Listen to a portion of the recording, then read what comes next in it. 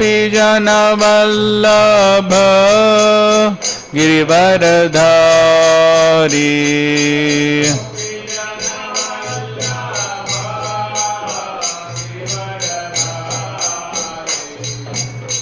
यशोदानंदन व्रज जनरंजन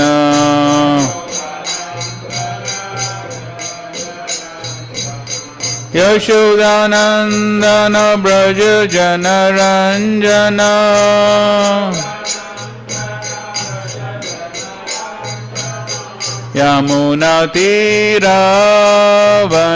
यमुनातीरावनचारी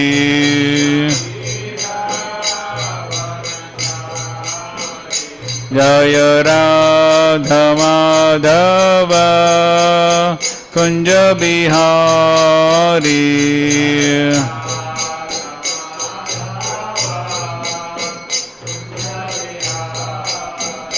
जय राधा माधव कुंज बिहारी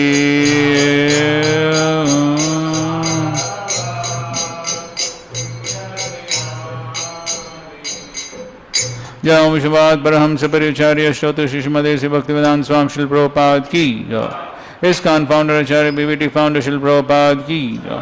जय ओम विष्णुपाद परमहंस परिचार्य श्रोत श्रीमद भक्ति सिद्धांत ठाकुर श्रील प्रभुपाद की अनंत कोटि वैष्णव वृंद की जय। नामाचार्य श्री हरदास ठाकुर की प्रेम से गौ श्री कृष्ण चैतन्य प्रभु नित्यानंद श्री अद्वैत गदाधर शिवासादि गौर भक्त वृंद की जय।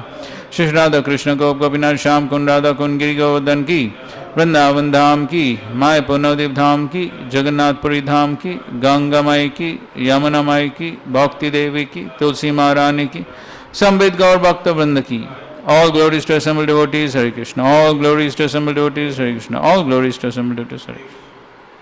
Om Namo Bhagavate Vasudevaya.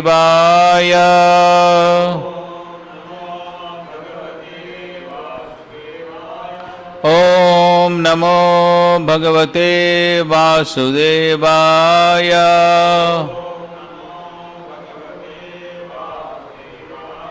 Om Namo Bhagavate Vasudevaya.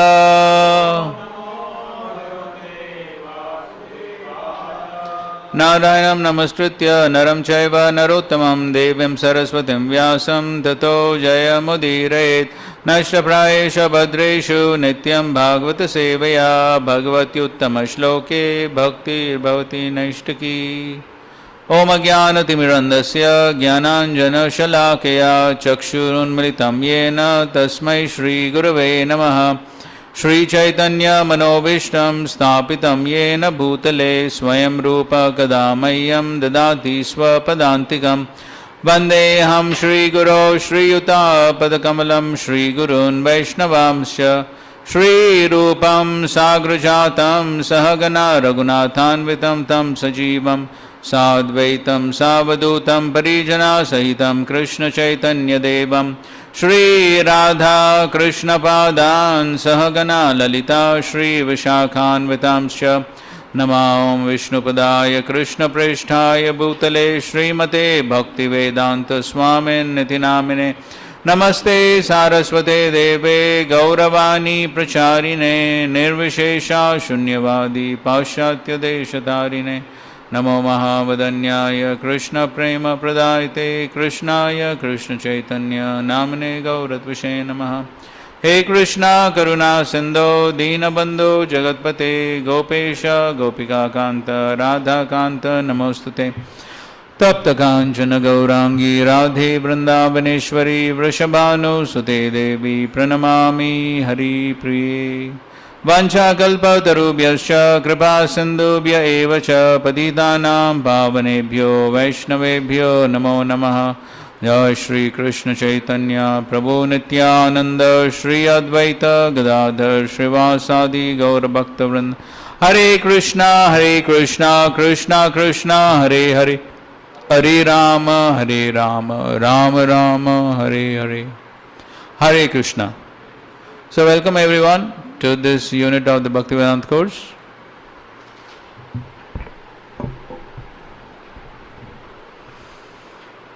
Hare Krishna.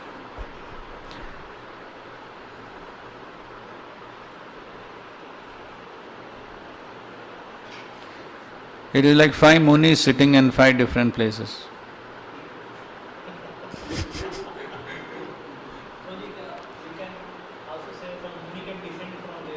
Huh? Online they can descend also. See, that you are supposed to.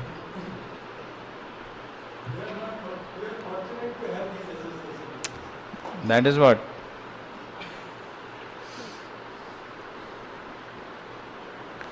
So anyway, the course is almost coming to an end.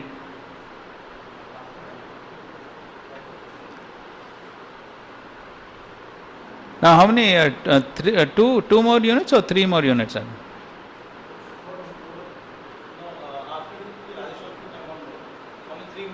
3 units remaining, no? 12th canto is only 2 units, no?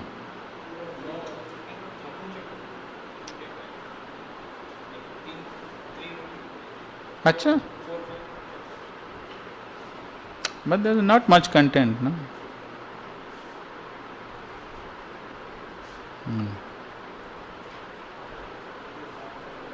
So their thesis topic has not been given to us as yet.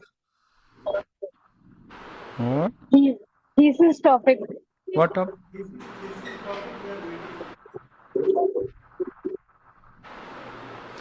That's out of my jurisdiction.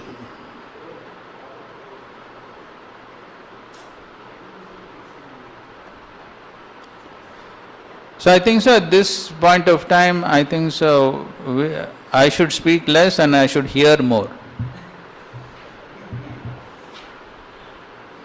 All of you are great pundits. So how many are online, by the way?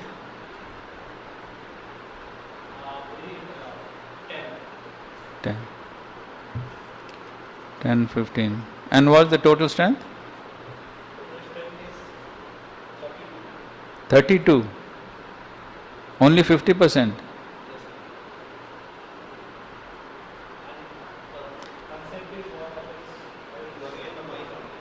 Concept is what happens, people miss the class and they call Kaustuv Prabhu, and then Kaustuv Prabhu says, yes, you can hear lecture and write exam. This is going on in Bhaktivedanta.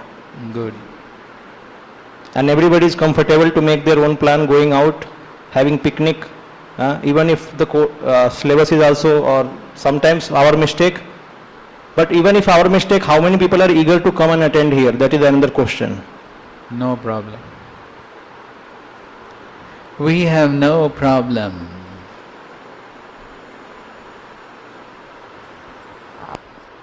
Okay, let's begin with chapter 24, the philosophy of Sankhya. So this has already been covered elaborately where? Yes, 3rd canto. And this is simple repetition. In brief. There much more details were covered. This is in brief. It's only revision. So, therefore, all of you should be able to speak this chapter. So, our business is to ask questions and hear from you. Okay? Okay, first verse. Let's recite together. Shri Bhagavan Uvacha Atate Sampravakshami Sankyam Purver Vinishyitam Yad Vigyaya Puman Sadyo Jayad Vaikalpikam Brahmam. Lord Shri Krishna said, now I shall describe to you the science of Sankhya, which has been perfectly established by ancient authorities. By understanding this science, a person can immediately give up the illusion of material duality.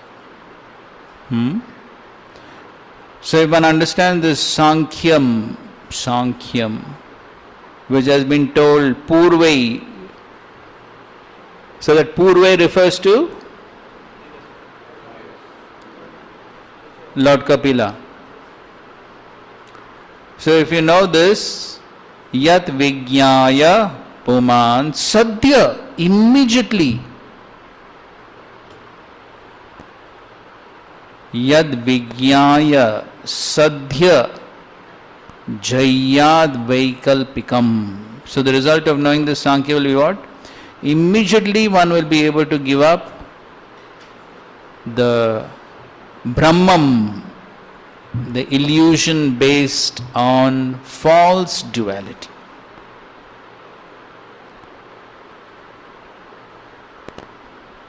So in the purport it's mentioned, by hearing this knowledge, one can easily separate the mind from material contamination and fix it on the spiritual platform in Krishna consciousness.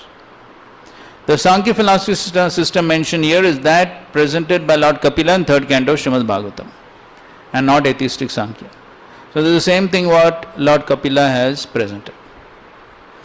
And Vishwanath Chakravarti writes in the 24th chapter, the elements from which the universe evolves and into which it dissolves are described. It was understood from the song of the Avanti Brahman that the cause of suffering was the self-identity in the subtle body predominated by the mind. The cause of suffering was self-identity in which self-identity in the subtle body predominated by the mind.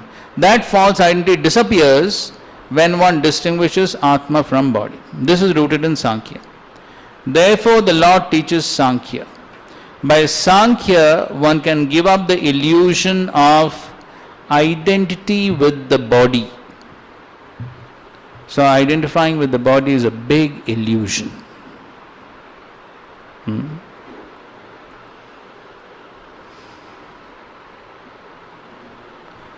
So that means by the end of this chapter, this illusion should be over, correct?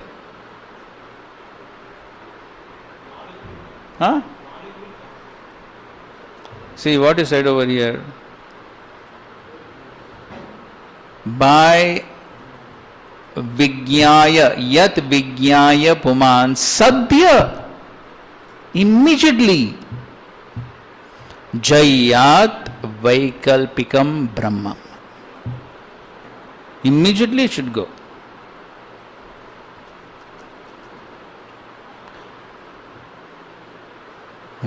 So already it has been covered in the 3rd canto. It has been covered, no? So that means that Brahma should already have gone.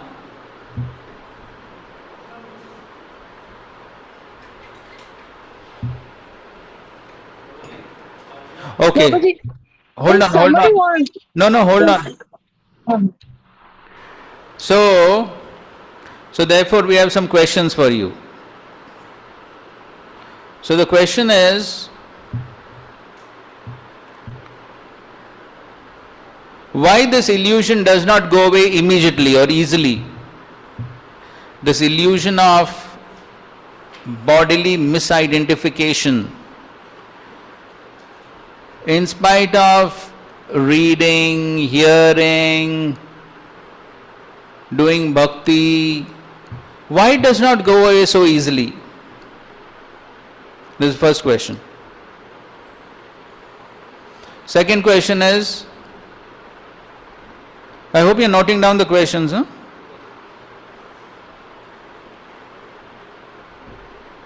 So second question is, what are the results of this misidentification with the body on oneself and on the society of devotees?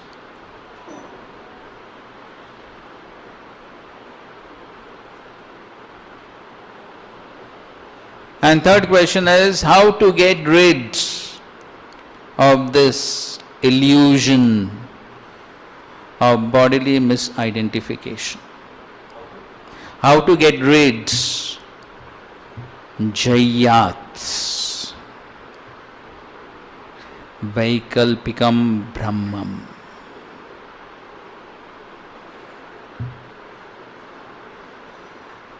Okay?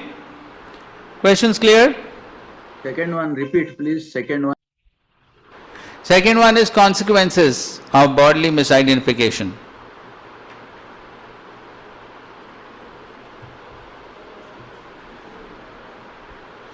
and third one is solution.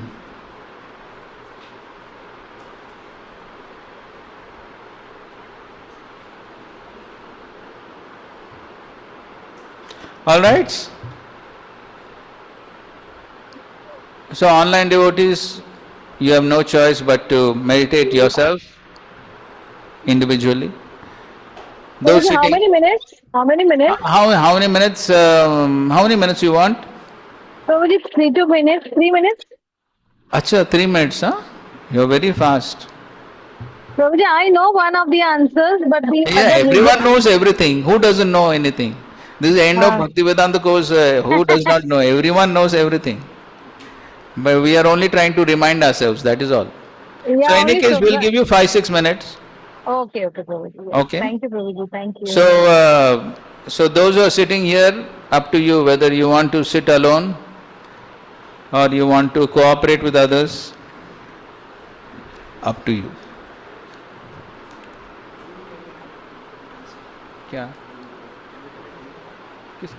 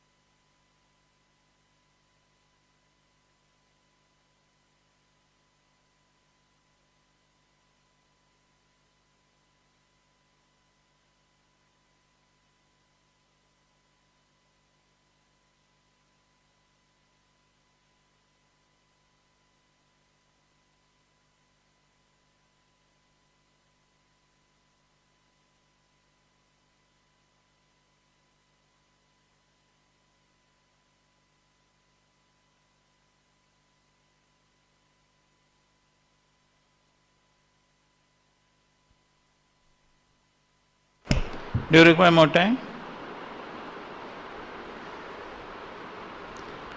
Do you require more time? अरे कोई कुछ नहीं हाँ online बाकी लोग हो गया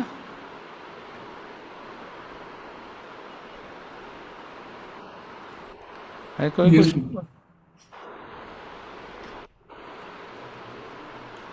Yes, Prabhuji, we are done. अच्छा you are representing everyone huh? No. I mean, I'm representing myself only. No, we are done, Prabhuji. Okay, let's begin. Okay, fine. So, first question. Who wants to answer? Prabhu, online, Radha Kunja Bihari Das. May I attempt? Okay, go ahead. Prabhuji, first question that why we have this bodily identification and why it arises, it's primarily because of Vidya. And Okay, that is true. Actually, that was not the question. That we know.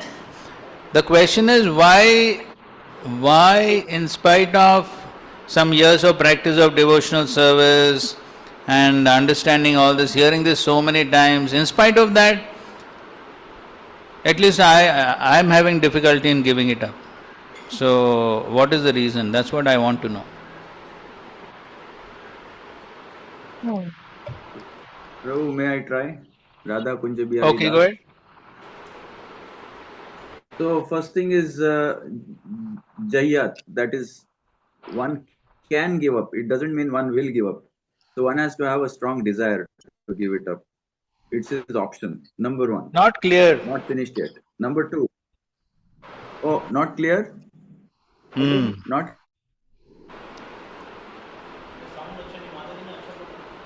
It now? I think you have to increase your volume. Can you hear? Yeah, okay. Can you hear me now? Can you hear now? Can you hear now, Prabhu? Better. So the first thing is Jayat means can give up. It doesn't mean will give up. So a very strong desire to give it up has to be there, number one. So if we know something, it doesn't mean we will put it in practice, number one. Number two, the understanding doesn't come easy. It's simple, but it doesn't come easy because thick layers of ignorance has covered us, and just like Okay, a fine. light. Huh. That's two. Third one. Oh, Third wait. one is Wait, let us give others also chance, no? yes, bro. Okay, so one thing you said is a thick layer of ignorance. Okay, fine. So, but the question is Bhakti not able to remove that thick layer of ignorance? Bhakti is not powerful. Okay, somebody else? Bhakti has the power to purify, but the material desires, What's that? the Bhakti what we are doing, mixed Bhakti, material desires will become obstacles for the Bhakti to purify. Okay, fine. So you're saying material desires are the obstacle. Okay. Okay, somebody else want to say something? Because of offenses against the holy name and Vaishnavas. Okay, another important cause is offenses against the Vaishnavas. Okay. Due to three modes of material nature which we are attached to, like Rajogun, Tamogun. Three modes are always there. But we are too much attached due to past karmas. So we are attached to the modes, or the modes are influencing us. Modes are influencing. Okay. Here, anybody wants to say something?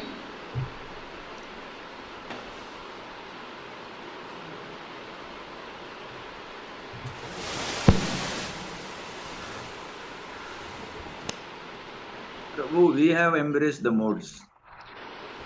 That is true. That means what?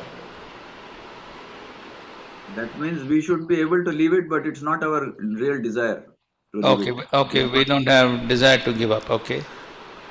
Sometimes due to our past samskaras, like how we brought up and all those, that will influence too much also. Okay, previous sanskaras. Okay, fine.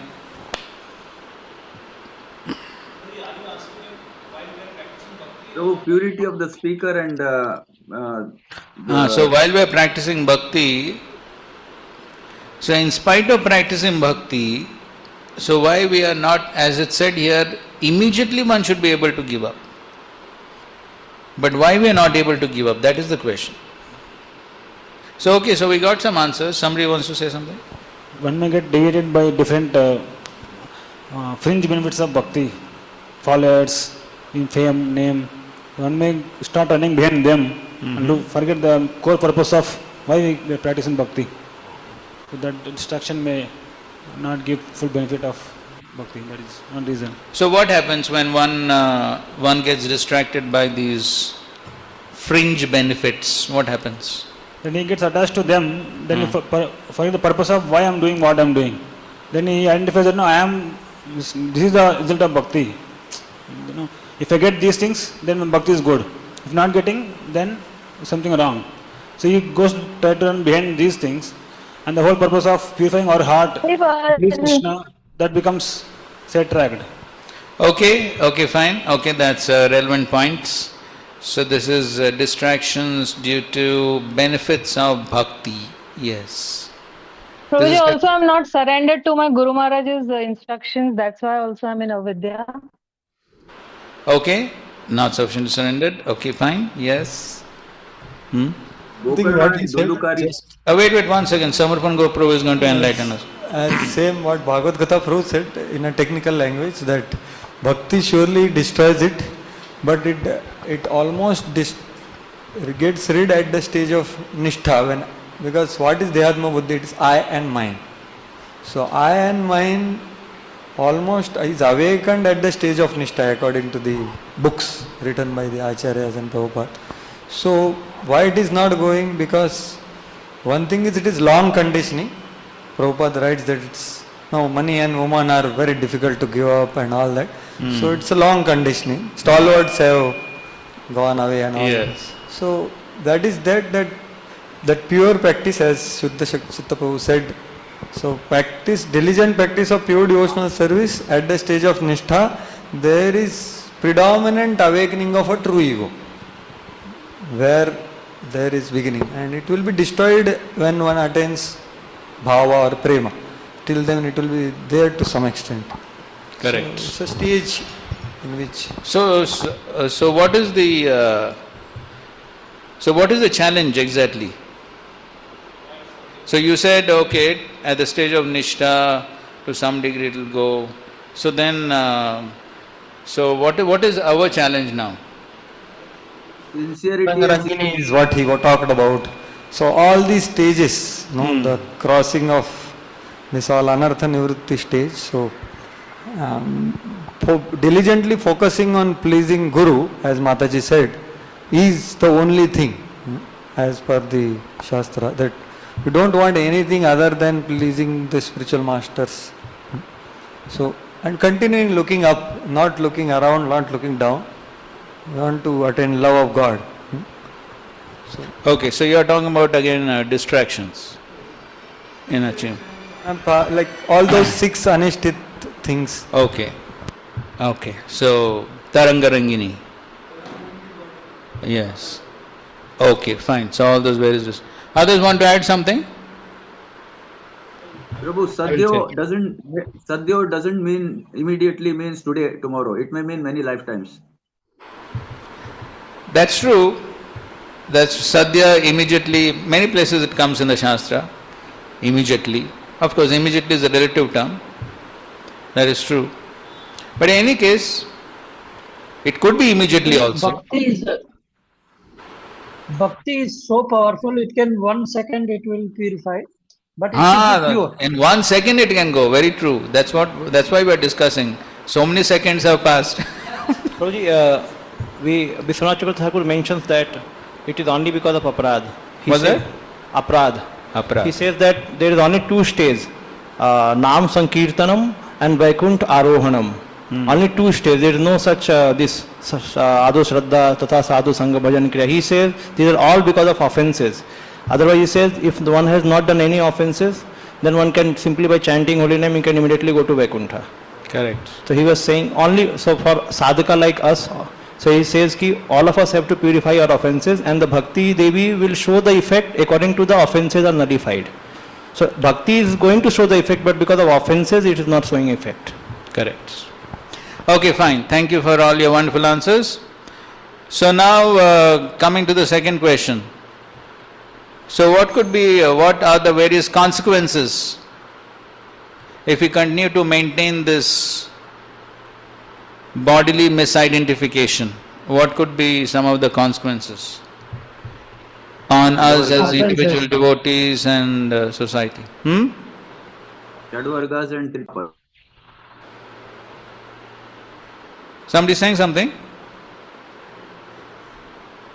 Yes, Prabhu. Shadvargas and Tritapa. How? Kama, Krodha, Lobha, because everything is related to the body. It's the Shadvargas are related to the body, attachment. So from Kama, Krodha comes Krodha, like that. Okay, so you mean to say all these will increase? Yes, Okay, Prabhu. fine. Somebody else? Repeated birth and death cycle. Okay, continuous repetition of cycle of birth and death. Krishna.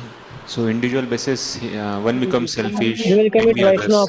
Wait, 1 minute. Sachin Bhagwan Prabhu speaking. So individual basis, one will become selfish, envying others, and collective basis, groupism, or there will be divisions in the society. Okay, fine. So yes, so when on the bodily misconception, then one is simply thinking about oneself. So a lot of selfishness, thinking in terms of I and mine. So yes, thinking in terms of I and mine, then collectively, so yes, groupisms and thinking about one's own selfish needs. Yes. With the enthusiasm, the initial enthusiasm with which he was continuing for a long time, that slowly get reduced. Why?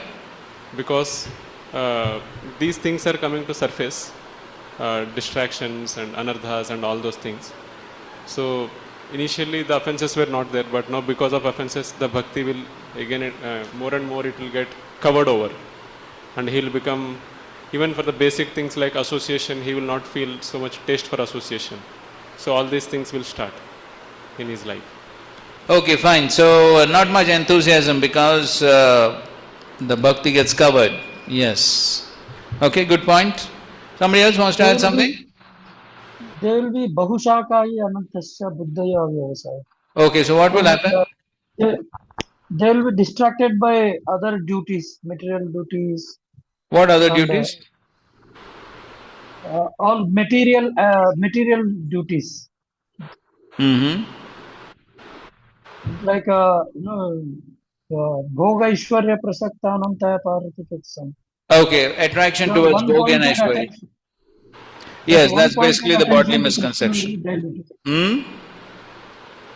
That one-pointed attention to devotional service reduces. Okay, the one point attention to devotional service, Vyasatmika buddhi cannot arise. Okay, good. Yes, yeah, this kama lobha, aham mama bhimanothai, kama. So kama and lobe and absorption in duality. So it will lead to fear. There will be fear in the heart, and kama and lobha will be there. Correct. So yes, all these consequences could be there. Yes. So what's the solution? Solution?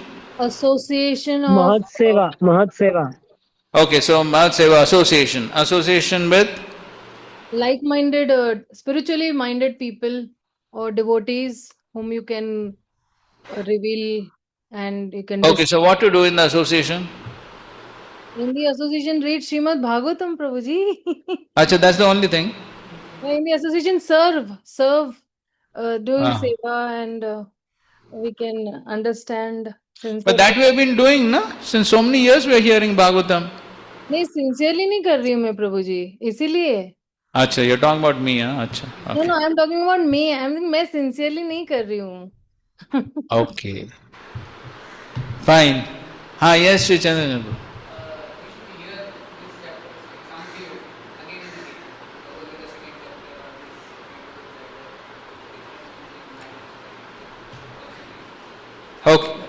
Okay, so Chaitanya Chandra Prabhu says we must hear these chapters again and again. Ah, that's a big austerity, my God, hearing these chapters again and again. Thank you. Only Chaitanya Chandra Prabhu can do that, huh? Prabhuji, one more devotee had said no that selfishness will arise. So when we are in association, we'll be very selfless because then our ego, हम लोग ego centered नहीं रहेंगे. We will just think about Krishna, other devotees serving Mahat Seva, doing, and we will go beyond this bodily conception of life, Prabhuji. Okay, okay, fine. Can you give some Shastric references for your solutions? Jada Bharat to Rahugana says Mahat Seva Path.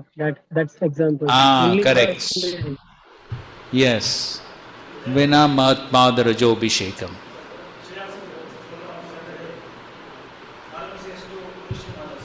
Prabhu, Gokarna and Dundukari. Wait. Here Bhagavad Katha Prabhu is...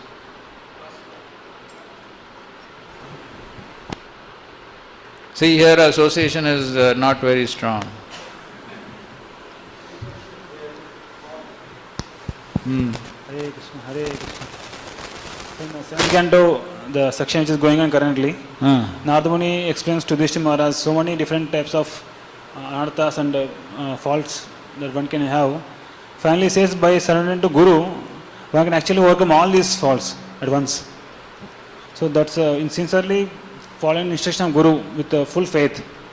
That is the only should be goal of my life. So that faith and sincerity, if we develop, then one can actually overcome all the difficulties very easily. Right. Okay, good. One more. Good. प्रभुजी इन श्रीमद् भागवतम लिखा है ना श्रृण्वता स्वकथा कृष्ण पुण्य श्रवण कीर्तना. So that taste for hearing only will help us to go ahead. Okay, the taste for hearing will help us. So how to increase the taste? In the association of devotees. हर जगह घूम के प्रभु जी एक ही बात है, in association of devotees. Okay, that is all right, but okay, so now association is there, we are studying Bhagavatam together, so automatically taste will increase? नहीं, by seva, by serving the devotees, then taste will increase. By serving those devotees who have taste for hearing. Okay, fine. Shushushoshadanasya Vasudeva Kadaruchi Syan Mahat Sevaya Vipra Punyatita Nishagunat. Okay, fine. Okay, fine. So we will, it's always worth revising a few things. So as I think the Shuddha Chitta Prabhu was quoting this conversation between Jad Bharat and Maharaj Raghuvan. So this is what we are going to revise. So Prabhu, you can, you have Vedabhais there, right? So you can show here.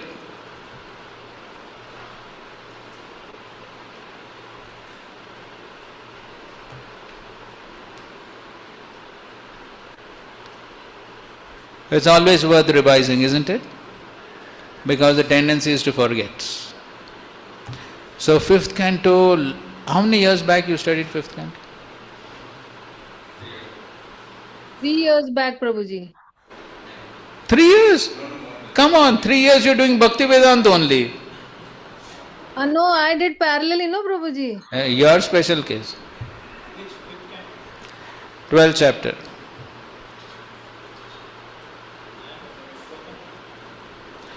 Five and 6.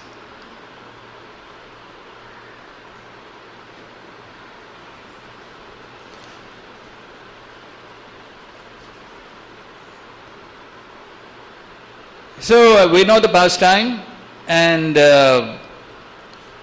when Jad Bharat, in response to Maharaj Raghunath's chastisement, then he said that because the king sarcastically chastised him, it appears as if you are very old, you are very fatigued, and all those things he said. So then Jad Bharat, he said, yes, what you said is correct, because I am spirit soul, and whatever you have said is simply for the body. Being young, old, fat, thin, all this is simply meant for the body. But I am spirit soul. All this, I am not this. So then, and then Maharaj Raghunatha asked for clarification. How is that? When something happens to the body, it will affect the soul. So he gave a nice analogy. Maharaj Raghunan gave a nice analogy. What? Which analogy? So there is fire, then there is vessel. When the vessel there is milk, and when the milk there is rice. So the fire heats the vessel. When the vessel gets heated, the milk gets heated, then the rice will. Very logical analogy, correct? So similarly, if something happens to the body, because the soul is within the body, therefore it should affect the soul also. Very logical. So then Maharaj Raghunath asked for some clarification. So now Jat Bharat begins to speak. Okay. So anyways, the projector also is in bodily misconception. So we are going to go ahead. This is 5th canto, 12th chapter, verses 5 and 6. That's what, we are going ahead. Time and tide, wait for no man.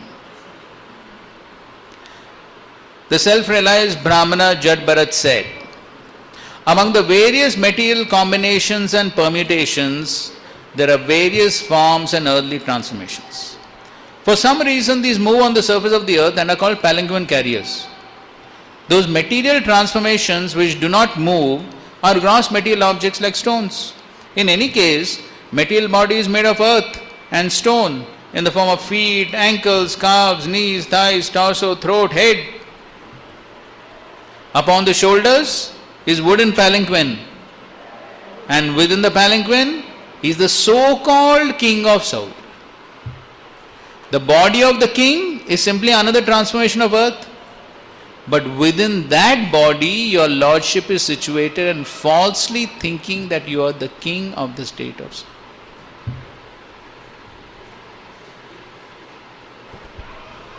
It requires boldness to speak like this to the king.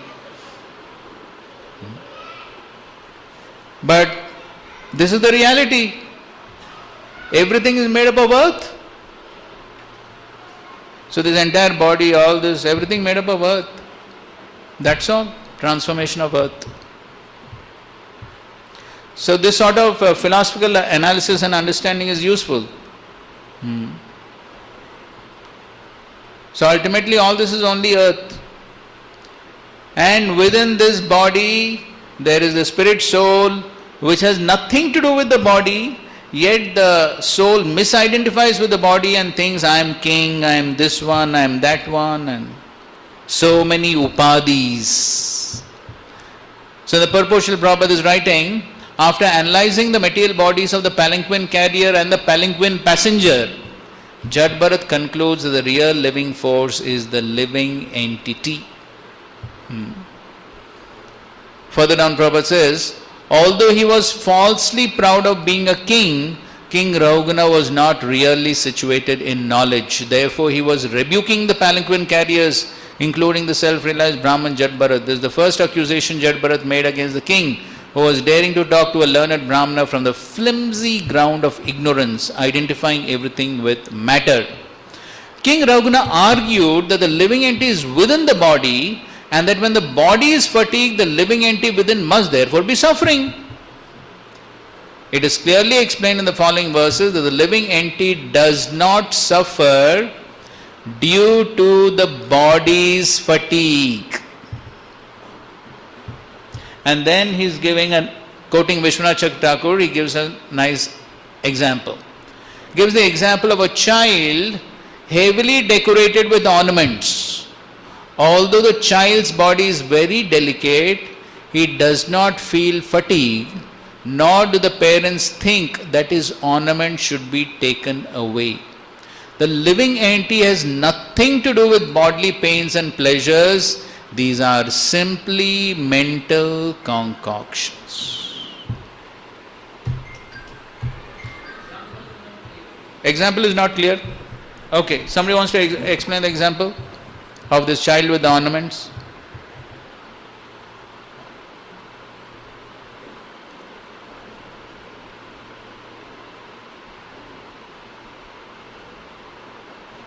Okay, the reason why I think so the analogy is not clear is because we don't have experience of it. Prabhuji, even I'm asking. Wait, hold on. So therefore, many times Srila Prabhupada, he modifies analogies to suit present times. So Srila Prabhupada in his purports at other places has given other analogies. So in the purports to the first canto, Srila Prabhupada has spoken about two types of burdens. What are they? Yes, the burden of the beast and burden of love.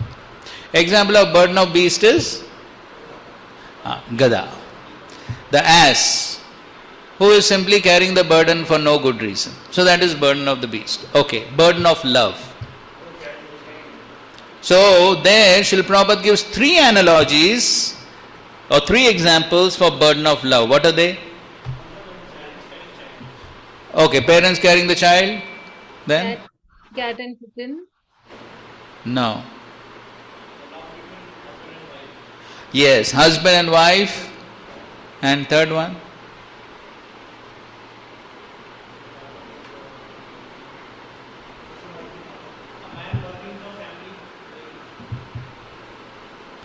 Businessman and his money. Okay, so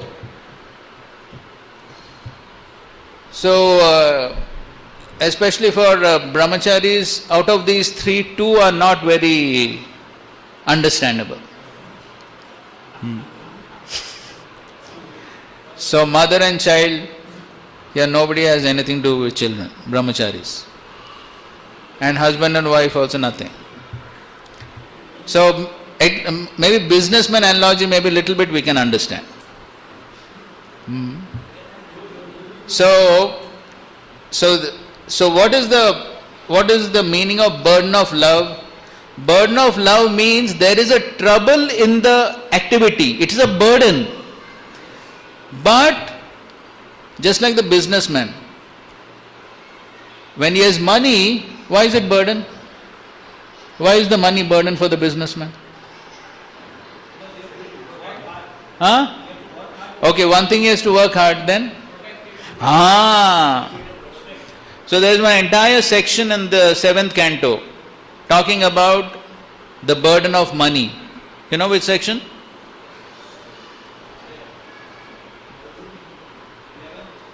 7th canto. 7th canto, 13th chapter, verses 32 to about 36. So this section beautifully explains the burden of money. So what all effects are there when one has money? Okay? So it's a big burden. But if the businessman does not have money, what will happen? If the businessman does not have money, that is even bigger burden. So he is ready to accept that burden. In fact, that burden gives him pleasure. So that is why it is called as burden of love. Same thing like mother and child. So we know the child gives so many problems, gets up in the middle of the night and so many things. But still, even though it is trouble, the mother likes it. And I'm sure at least you know this theoretically, that I'm talking about the brahmacharis, that when a woman does not have a child, then she is miserable. If a lady does not have a child, very often she is miserable because the lady wants the child. So that's why it is burden of love. So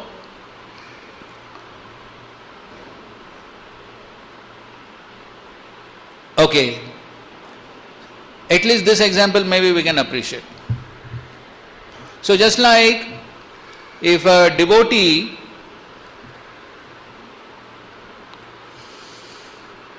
to do service, to render any service, whichever service one may render, there is some difficulty, correct? Whether it is deity worship, book distribution, or congregation preaching, or youth preaching, any service you take, there is always going to be some trouble, correct? But if a devotee is told no service, then very difficult. Devotee is miserable. Just like Srila Prabhupada told Tamal Krishna Maharaj, either you go to China or you sit under the tree and chant throughout the day. No service. You know the pastime, right? Everyone knows the pastime? So what Tamal Krishna Maharaj thought? Better go to China. So that is burden of love. So even though service is difficult, but not having service is even more miserable. So therefore one is ready to take up the service and go through the austerity, because at least there will be some pleasure of performing the service. So similarly here this child, the example that is giving is, the child has the ornaments and the ornaments are heavy, but he does not feel the weight. Why? Why?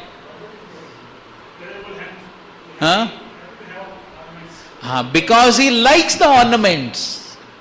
Because he likes the ornaments, he does not mind the weight of the ornaments. He does not mind the weight of the ornaments. So therefore, suppose the child does not like the ornaments. If he does not like the ornament, then what it will become? Then it will become a huge burden, he will be miserable. But if he likes the ornaments, then it is not a burden. So where is the burden?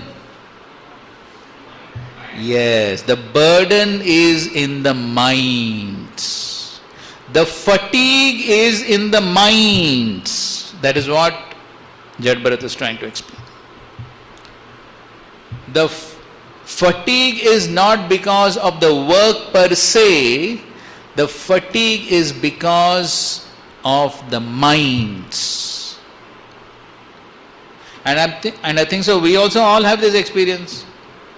If we are given a service which we like, then what will happen? Then we'll happily do it. Then there may be so much of struggle to do that service, so much of fatigue.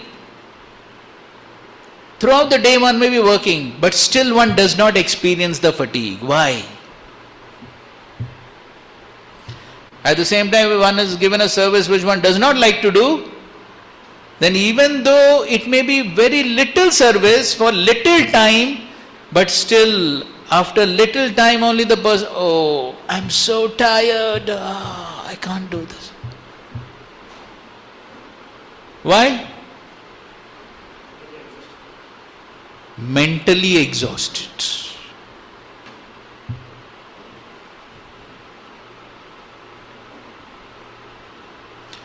So the point that he is trying to make is that the living entity has nothing to do with bodily pains and pleasures. These are simply mental concoctions.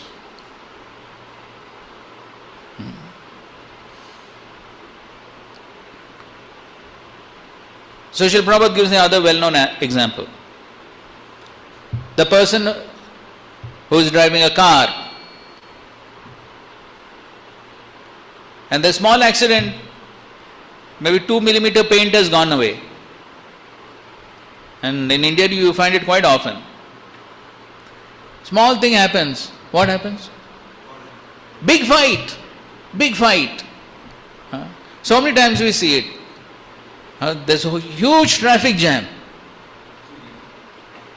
Huge traffic jam is there. And you go and see there, nothing has happened. 2 millimeter paint has gone. And they are fighting. Why?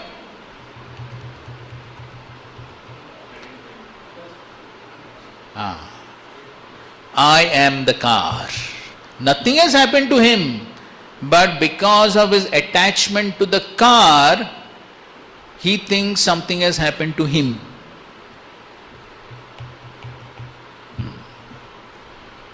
So, this is what Jad Bharat is explaining. That, so, the king was asking that fatigue, obviously if the body feels fatigue, the soul will also feel fatigue. No! It is not the case like that. The body may do a lot of work, but the fatigue is in the mind. The fatigue is in the mind. So therefore, okay, we'll read another purport. Prabhu, another purport. So this is 323.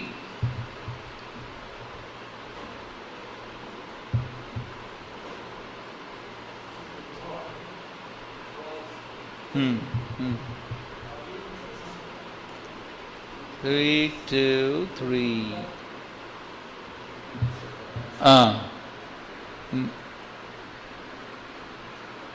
Niche? Okay, read the translation and purport. Somebody read. Translation. Uddhava just thus served the Lord continually from childhood, and in his old age that attitude of service never slackened. As soon as he was asked about the message of the Lord, he at once remembered all about him. Purport. Transcendental service to the Lord is not mundane. The service attitude of a devotee gradually increases and never becomes slackened. Generally, in old age, a person is allowed retirement from mundane service. But in the transcendental service of the Lord, there is no retirement at all. No retirement at all. In the transcendental service, there is no retirement at all. Why? On the contrary, the service attitude increases more and more with the progress of age. In the transcendental service, there is no satiation, and therefore there is no retirement. Materially, when a man becomes tired by rendering service in his physical body, he is allowed to retirement. But in the transcendental service, there is no feeling of fatigue because it is spiritual service and is not on the bodily plane. Service on the bodily plane dwindles as the body grows older, but the spirit is never old, and therefore on the spiritual plane the service is never tiresome. Yes. Body becomes on this bodily plane. There is no feeling of fatigue because it is spiritual service and is not on the bodily plane. Prabhupada's usage of words is very precise. It is not on the bodily plane. That means not on the bodily platform. Service on the bodily plane dwindles as the body grows older. But the spirit is never old. Spirit grows old? No. Therefore, on the spiritual plane or the spiritual platform, the service never becomes tiresome. No fatigue. That is the same point we are discussing here about fatigue.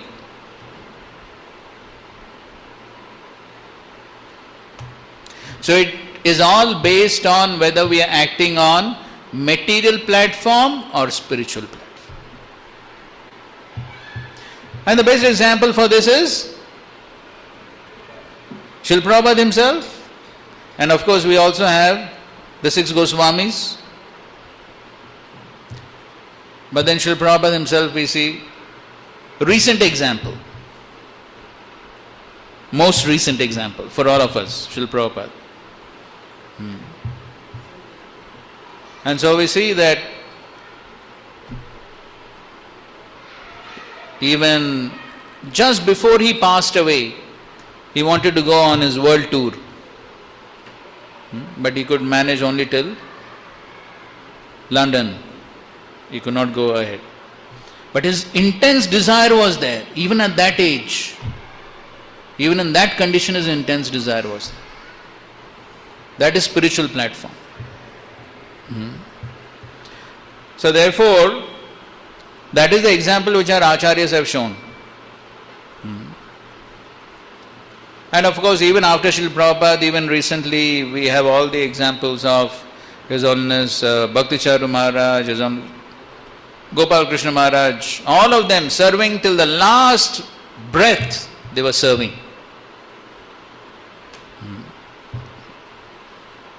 So this is the example of Srila Prabhupada and his disciples that we have. So it's all based upon whether one is on the bodily platform or spiritual platform. So it is not the question of the work per se. It is the question of the attitude, as Prabhupada is writing. The service attitude never slackens. So if the service attitude is there, the attitude to serve is there, then there is no fatigue. But if the attitude is not there, then immediately fatigue. Because immediately then one's consciousness is coming on the bodily platform. Okay? So this is the point that he's mentioning here. Prabhuji, may I ask one question, Prabhuji? 1 second. Huh?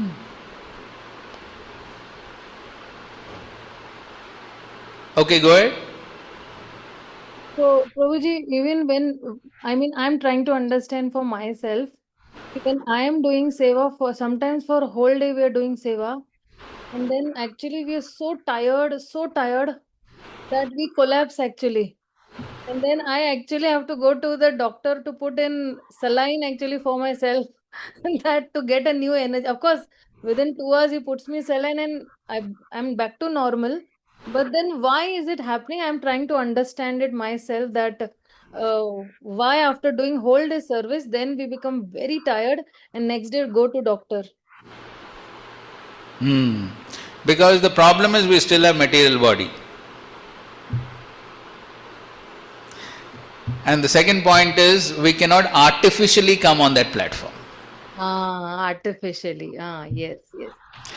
We cannot do things artificially. So we should not do things artificially and land up in the hospital and give trouble to others also. No, Prabhuji, but there is no choice. Many times the responsibility is given to us, then we can't move away because we have taken our responsibility. So we should take responsibility as per our capacity. Anyway, that's another point. So, but the important point is that we cannot artificially imitate these great souls. So I have to understand what is my level and act according to my level. One cannot artificially do things. But at least we should understand that this is what is expected. And at least we should understand that why sometimes we may be pretending to be fatigued or not having enthusiasm. So this may be simply because of our bodily consciousness. So the tendency is always to go to the extreme. So we should be careful. So we should know what is our level and gradually make progress from that platform. So okay, so we are going ahead here in these verses of Jad Bharat. So Jad Bharat further goes to say in the 10th verse of this chapter. 10th verse, 5th canto, we are going back to the 5th canto, 12th chapter, 10th verse.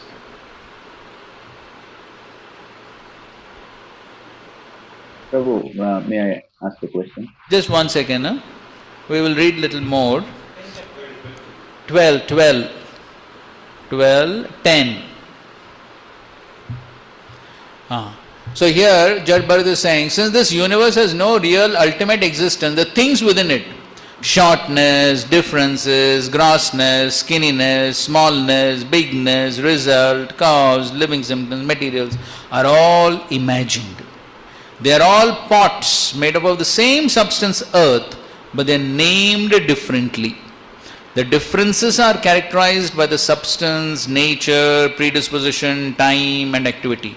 You should know that all these are simply mechanical manifestations created by material nature. Anyway, I just thought, just thinking of that same analogy of the child with the ornaments. Sometimes we see a small child carrying a big toy. You have seen? The toy may be a little bit heavy for him, but still he is happy carrying it for the same reason. So it's all based upon the consciousness. I didn't give the analogy, Baba. Vishwanath Chak Thakur is giving analogy.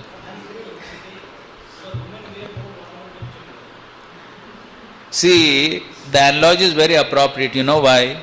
The woman will never feel weight because she is elder. Why she will ever feel weight of the ornament? She will never feel weight of the ornament.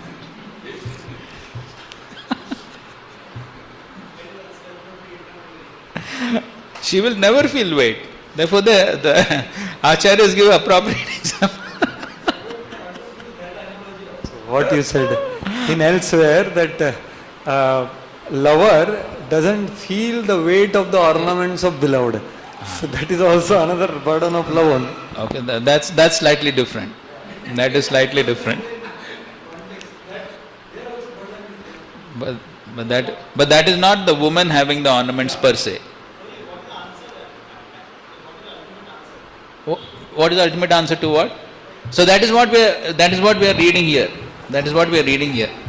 The ultimate answer is here. Okay. So therefore, Prabhupada here he is quoting, the actions and reactions carried out by material nature are sometimes accepted as our scientific inventions. They we want to take credit for them and defy the existence of God. Ahankara vimudatma kartaham iti manyate. Due to being covered by the illusory material energy, the living entity tries to take credit for the differentiated creations within the material world. Actually, all these are being created automatically. All these are being created automatically by the material force set in motion by the energy of the Supreme Personality of Godhead.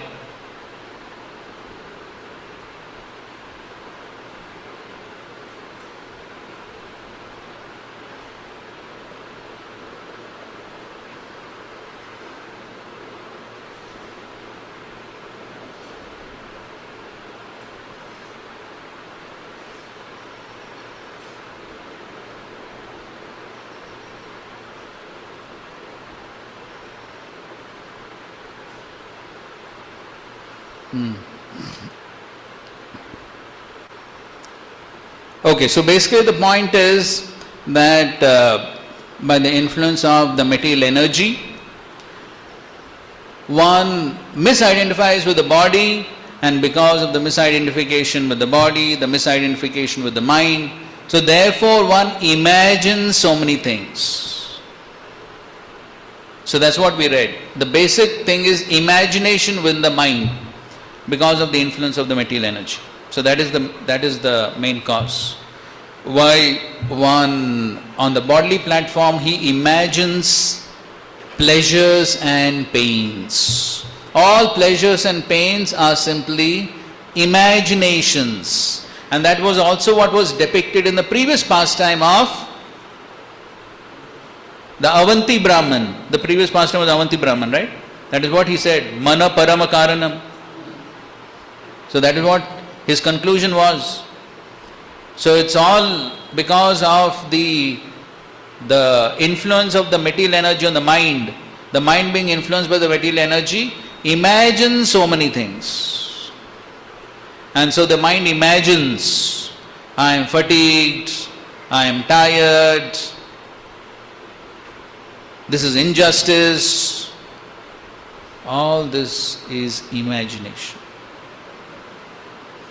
So therefore, one has to rise above the bodily platform and come to the spiritual platform and see things in the proper perspective.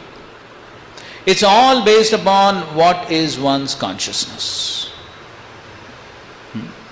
If one is in the material consciousness, influenced with the mind, then one feels so much of, one is influenced by the dualities of pleasure and pain. But one who comes to the spiritual platform, then he sees things in the proper perspective. So we have examples of great devotees being tortured so much. Prahlad Maharaj, Vasudev Dutt, he had this leprosy with worms. And there is Haridas Thakur, who was being beaten in 22 marketplaces. But still they did not suffer. Why?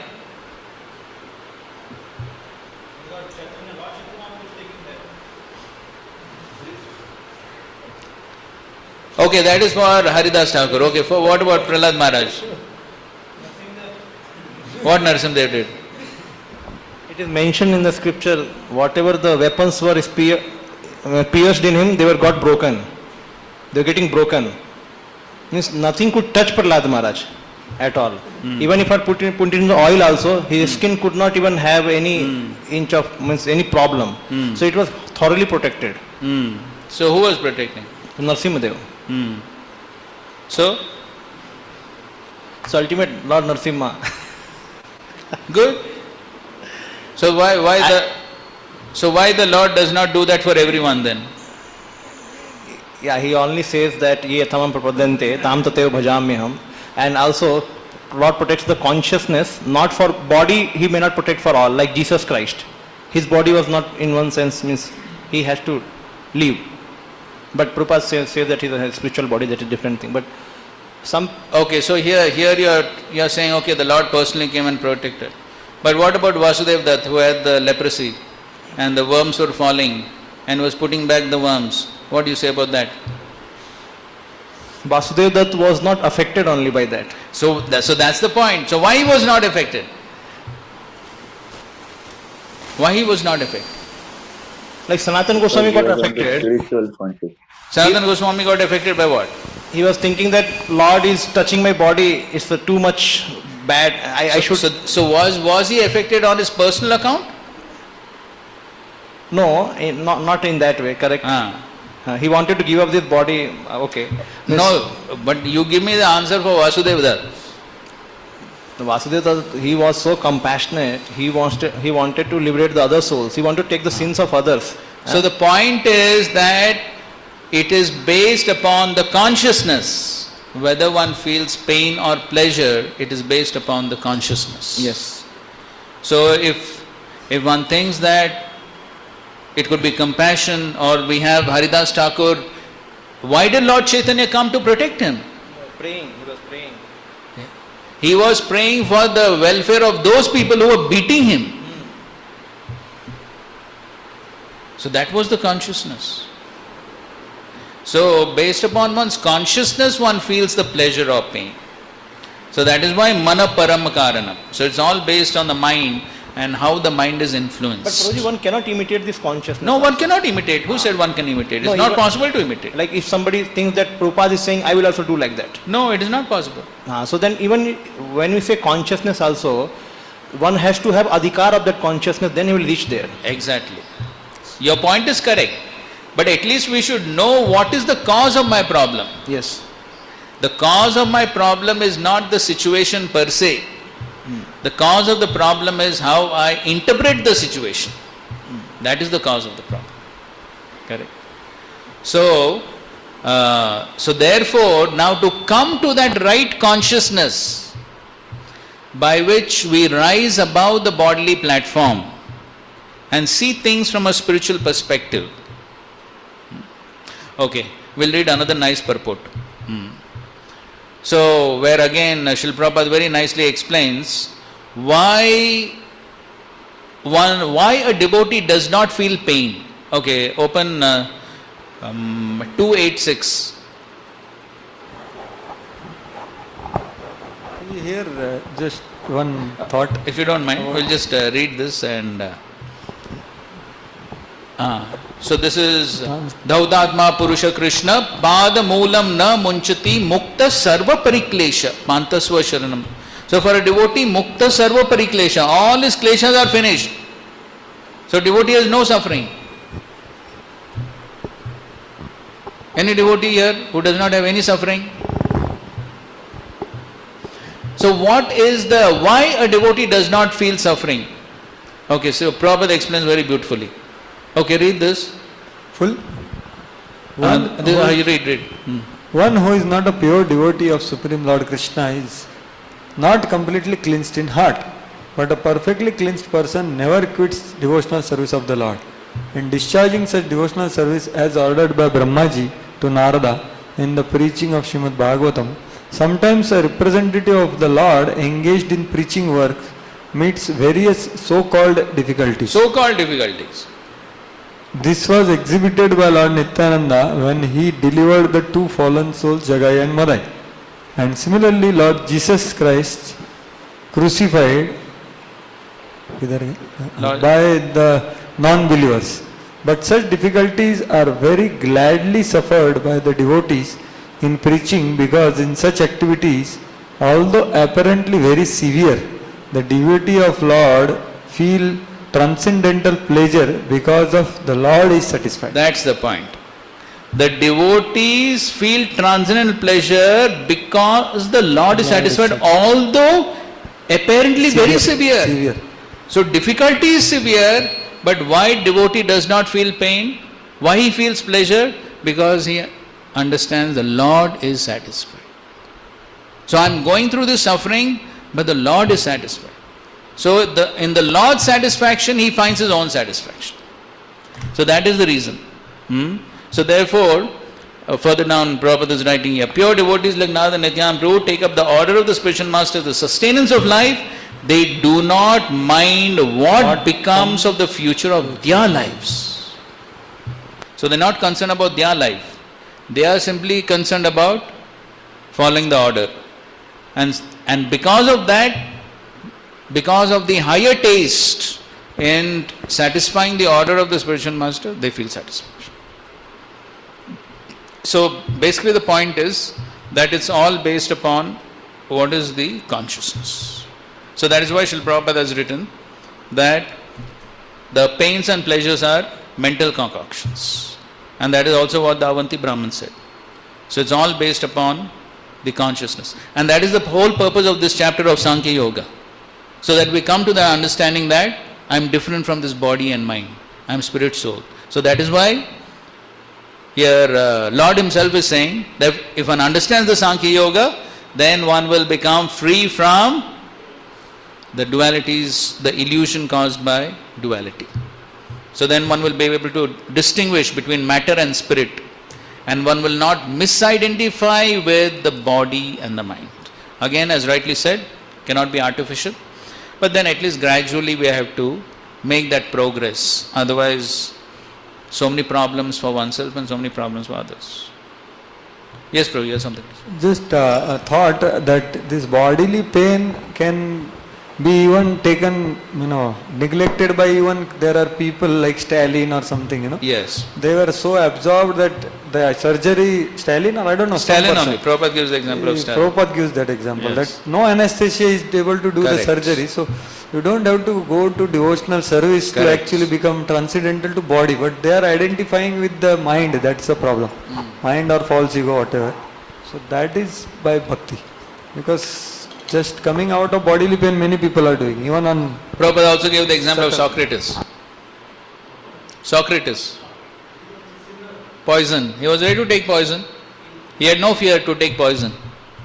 So again, why? Because yes, mental platform, intellectual platform. So, yes. So what's your point? A big deal to just tolerate some suffering on the bodily plane. Yes. But so therefore, that's what Prabhupada is writing here. Our purpose is not simply to tolerate the suffering, but our purpose is to see the pleasure of the Lord. So, of course, they are also having some higher taste in that sense. Correct? They are so much absorbed in that particular cause that they are able to ready to tolerate the bodily suffering. So that's what, when Srila Prabhupada gives the example of Stalin, the conclusion Prabhupada gives is if Stalin could tolerate for a mundane cause, then how much more devotees who are absorbed in Krishna consciousness, how much more they should be able to tolerate. So that is what Prabhupada is writing here. For devotees, the main thing is because of the transcendental pleasure because Lord is satisfied. So that is how devotees rise above the bodily platform. You have something to say? Means why Bhaktisiddhanta Saraswati Maharaj or Prabhupada also says that we cannot be like Rupa Goswami Pad, we have to open centers in the cities, and so the sadhu says, now if these things are there, like Prahlad Maharaj and Nityanand Prabhu, so then why it is not there? Why? This tolerance limit, why it is not there? So one can't be artificial, no? Artificially one can't do. So means one has not become devotee only then? Huh? I am asking, when we are discussing about devotees, they should feel transcendental pleasure for preaching and no other misery should torment them. Correct. So that is what mentioned here. Correct. So then there is no other misery mentioned. Prabhupada mentions about the preaching misery. He is not mentioning about day-to-day misery or living some misery, some AC is not there, some fan is not there. That misery Prabhupada is not mentioning. Prabhupada is mentioning he is happy with the preaching misery because Guru is satisfied or Krishna is satisfied. But ultimately everything what we are doing is for preaching only. So whatever.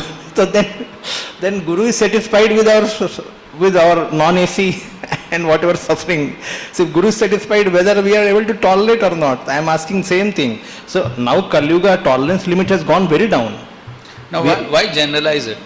Miss, people are going in flights, we are seeing that. We are going on vehicle, we don't walk. Yes, we are seeing that. So I am asking the practical question here actually. So why now these things again, now thoda sa ho jata to chot lag gaya. So many things, why tolerance is not there nowadays? So therefore, see, nowadays or old days or whichever days, the point is I have to act according to my platform. I have to act according to my level. I cannot artificially be on a higher platform on which I am not. So if I require AC to do my bhakti, then better go and get the AC. Why? See, since how many years we are in this material world? Many lives. And we are practicing bhakti since few years. Then how can we expect such a drastic transformation? How can you say bhakti is not working? Sadhyo you said, na Prabhuji. Sadhyo you said, na Sadhyo. Sadhya I didn't say, that Krishna himself said. But again, Sadhya is a relative term. That is one thing. But it is true based upon one's own practices.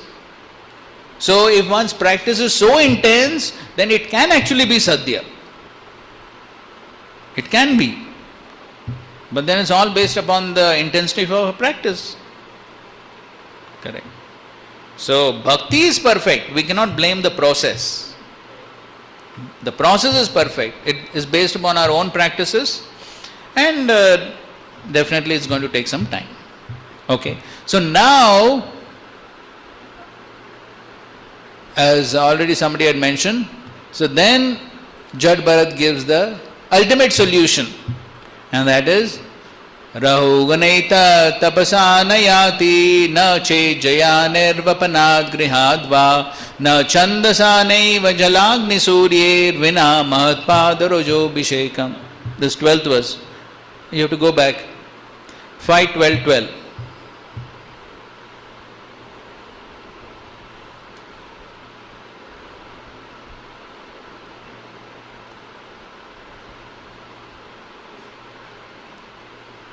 Right? So please read the translation. My dear King Rahugan, unless one has the opportunity to smear his entire body with the dust of the lotus feet of great devotees, one cannot realize the absolute truth. One cannot realize the absolute truth simply by observing celibacy, brahmacharya, strictly following the rules and regulations of householder life, leaving home as a vanaprastha, accepting sannyas, or undergoing severe penances in winter by keeping oneself submerged in water, or surrounding oneself in summer by fire and the scorching heat of the sun. There are many other processes to understand the absolute truth, but the absolute truth is only revealed to one who has attained the mercy of a great devotee. Yes, so this is the ultimate process. So to come to that realization, to come to that simple realization that I am not the body, I am spirit soul, this is the ultimate solution. Right? And that is the mercy of the great devotees. So, What was the question? just one second. And the same point is also confirmed by Srila Prabhupada in Bhagavad Gita, second chapter, 29th verse. This is the Asharya verse.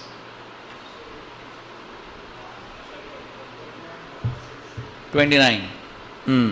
So, you're familiar with the verse? So, soul is not so easy to understand. It is all Asharya, very amazing. One can listen, one can read, one can do so many things. Still, even after hearing about him and doing all these things, one cannot understand him at all. Go to the last paragraph. The easiest process for understanding the subject matter of self, however, is to accept the statements of the Bhagavad Gita spoken by the greatest authority Lord Krishna without being deviated by other theories. So this is the first point. The first point is Parampara. Accept the statements as it is in Parampara, don't do misinterpretation. But it also requires a great deal of penance and sacrifice, either in this life or in the previous ones, before one is able to accept Krishna as the Supreme Personality of Godhead. So this is the second point. So some tapasya is required, some purification is required. So when purification is there, then one can understand. But Krishna can, however, be known as such by the causeless mercy of pure devotee and by no other way. Yes, so the same point. So ultimately, the causeless mercy of the devotee is required. So this is how one can realize this subject matter. So therefore, now we will come back to our 11th canto. So therefore, Krishna is saying here, Yat Vijnaya Puman Sadhya Jayad Vaikalpikam Brahmam. So, knowing this, Yat Vijnaya. So, first of all, this knowing is not simply theoretical knowledge, this knowing is realization. So, if one realizes the subject matter, and that realization comes by grace. So that realization comes by grace of Guru. So therefore, it's only by grace that one can ultimately come out of the ignorance. It is not possible simply by reading the books or simply by one's own efforts. It is not possible. Prabhupada has repeated this point many times. Okay, simply by reading the books. Just like one cannot become doctor or engineer simply by reading the books. So similarly, one cannot understand this knowledge simply by reading the books. And therefore, what is very important for us is to attract the grace by following the instructions properly. Simple instructions. The process is not complicated. But at least we should be ready to follow the simple instructions. Srila Prabhupada gave us simple instructions. Attending the morning program. Chanting 16 rounds attentively. At least these things we should do properly. Forget about the other thing. No need to make things complicated. But at least these basic instructions which Srila Prabhupada has given, we should be able to do properly. Okay, I think so Mataji had something to say? Prabhuji, when we say that, when actually in this fifth canto it said that unless one has the opportunity to smear the entire body with, dust of the lotus feet of a pure devotee. Now, what does it mean? Is it physically that, you take the bath? Surely not physically. Yeah, this is what I'm trying to understand, Prabhuji. No, it is...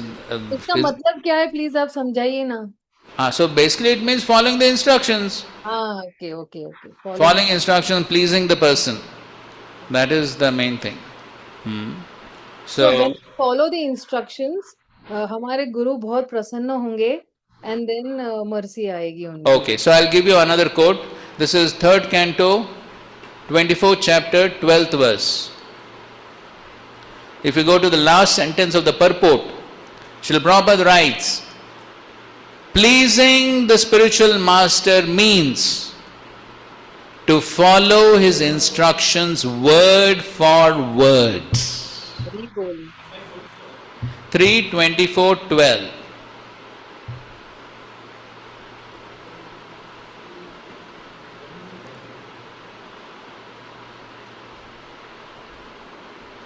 To honor the spiritual master means to carry out his instructions word for word.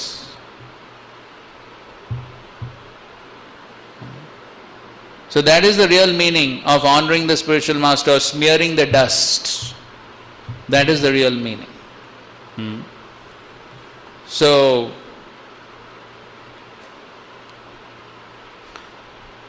okay, before Continue. now, what I was saying is, just like when His Grace Janamas Prabhu was asked, why you attend Bhagavatam class every day? So, even now, when his health is not good also, you'll find every day he comes and sits in the class. So he gave simple answer. Why? Because Srila Prabhupada told. Srila Prabhupada gave instruction. When he gave instruction? Years back. But still, so much faith, he continues to follow it. So now here we see our condition. There has to be attendance for Mangalarti, for class, some camera is there, some you have to show your face, and then one shows the face and then disappears. So much drama is happening. Why? Why all this drama is required? Simple reason. If one has faith, this is what my spiritual master wants, this is what Srila Prabhupada wants, then it's not that all this big drama is required.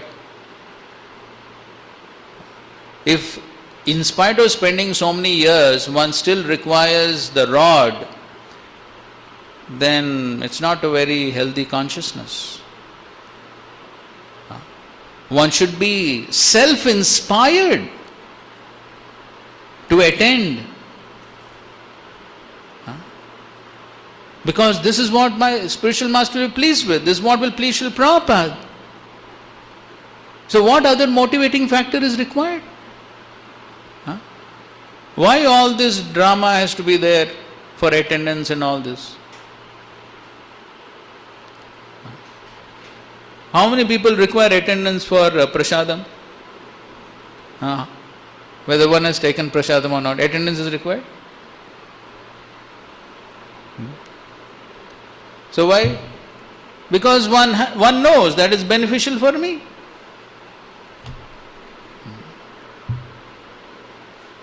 So in the early stages it may be okay, but later on one's consciousness should rise. And one should understand, at least one should understand I am doing these things for my own benefit. Just like I eat food for the benefit of my body, so similarly I have to do these spiritual activities for the benefit of my soul. So at least on the platform of duty one has to do these things. Then loving, then thinking that I will attend because Krishna will be pleased, that's your even higher platform. But at least one should be able to do these activities thinking that it's for my benefit. At least that much the consciousness. Otherwise, how one will get free from this bodily consciousness if one is not even making an attempt? So this is the meaning of at least making an attempt to rise above the bodily consciousness, thinking about the pleasure of Guru. That is what? Thinking about getting the mercy of Guru. So at least if one thinks of getting the mercy of Guru, then even though there may be some bodily inconvenience, mental inconvenience, but still one will perform the activity because at least one will think, oh, my Guru will be pleased.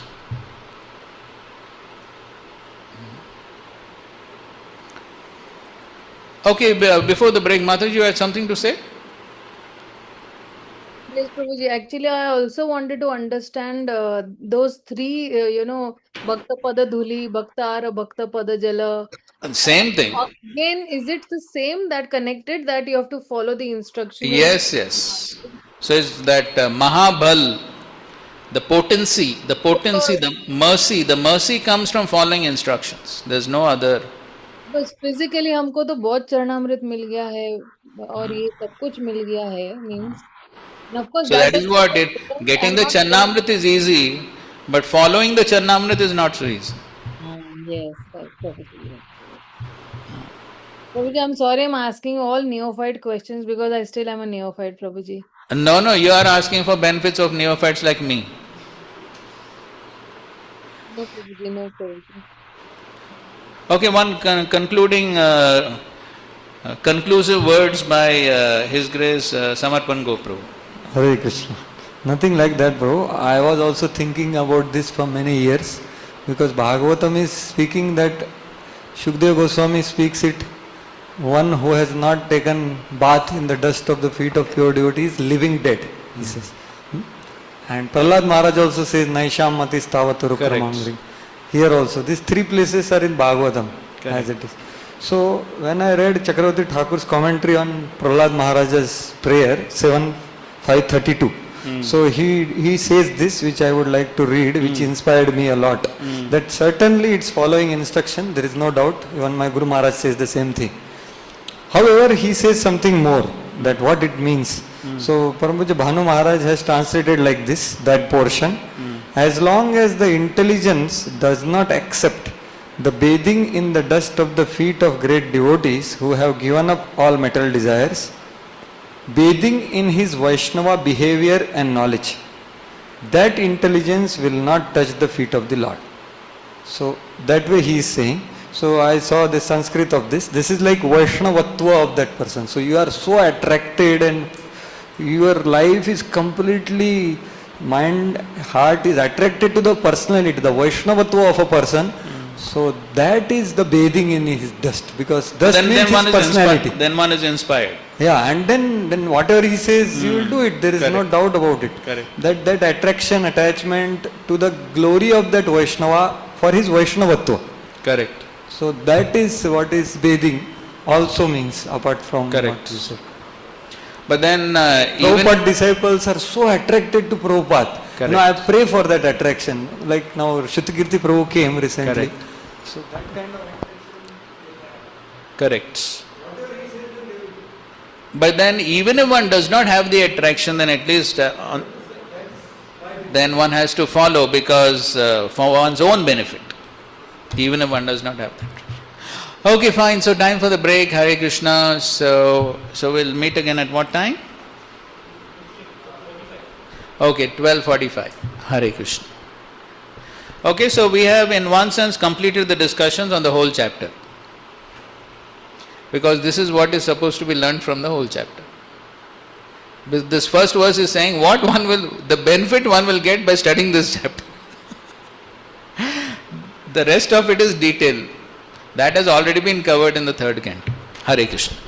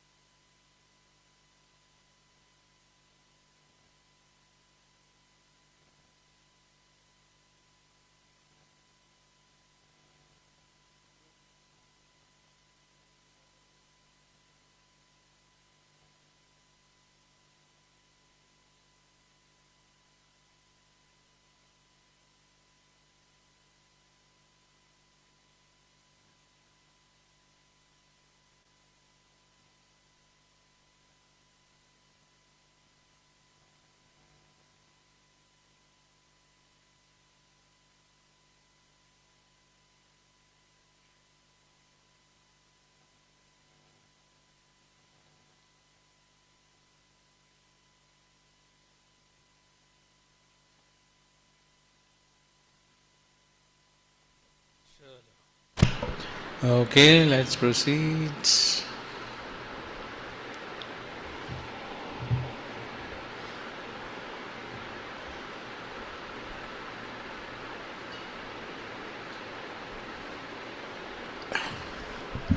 So first verse took a lot of time. But anyway, the rest of the chapter we're going to go very fast. Second verse. Asis jnanam matho artha ekam eva vikalpitam yada viveka nipuna adau krita yuge yuge. Now we all read the translations. Huh?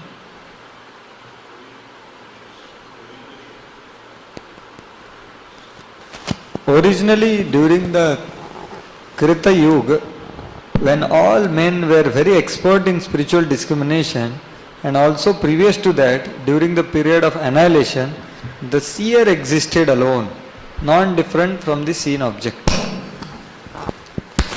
Okay. So this is during Satyuga. So as in the purport it said, in Satyuga, however, people are Viveka Nipuna, or expert in intelligent discrimination, and thus there is no difference between their vision and reality. So basically Shastra Jaksha. So they see in accordance to Shastra, then there is no difference between vision and reality. In Satyuga, the population generally is self-realized. Seeing everything as a potency of the Supreme Lord, they do not artificially create duality between themselves and other living entities. This is a further aspect of the oneness of Satyuga. At this time of annihilation, everything merges to rest with the Lord, within the Lord, and at that time also there is no difference between the Lord, who becomes the only seer, and the objects of knowledge which are contained within the Lord. The liberated living entities in the eternal spiritual world are never subject to such merging, but remain forever undisturbed in the spiritual forms. So Vishwanath Thakur says, Jnana means Brahman, Paramatma and Bhagavan, according to Shukdev's statement in Srimad Bhagavatam 1-11. This Jnana or Brahman was full and devoid of difference during the period of devastation in Satyuga, and also when there were wise persons skilled in discrimination, with no difference of opinions among them. So basically the point is that when people are, they have this Viveka Nipuna, they are expert in discrimination, spiritual discrimination, then they can understand that ultimately the Lord is the cause of everything. So therefore, they understand that at the time of annihilation, when everything goes into the body of the Supreme Lord, then only the Lord existed. That is the meaning of only the seer.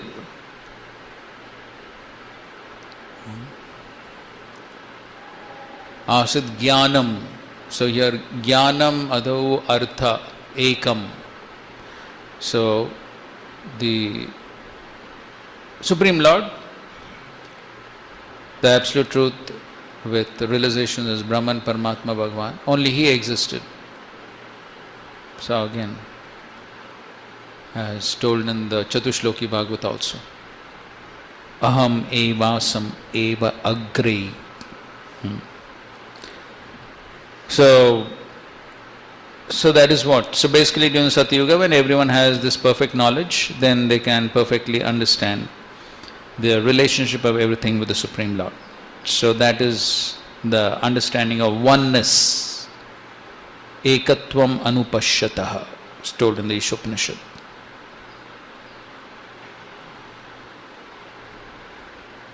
Okay, next verse. Tanmaya phala rupena kevalam nirvikalpitam van manogocharam satyam dvidha samabhavat bruhat. That one absolute truth, remaining free from material dualities and inaccessible to ordinary speech and mind, divided himself into two categories, a material pleasure and the living entities who are material nature, and the living entities who are trying to enjoy the manifestations of that nature. Okay, so again, simple philosophy. So the Supreme Absolute Truth, he is not affected by the dualities of material nature. And he is inaccessible to the speech and the mind. Vak mano agocharam or adokshaja. So he divided himself into these two categories, two energies. Material nature, living entities. So in Bhagavad Gita, what does Krishna say? Bhumirapana vayu kamano udireva chankaretyame bhinna prakriti ashuddha. So that is aparashakti. And next verse is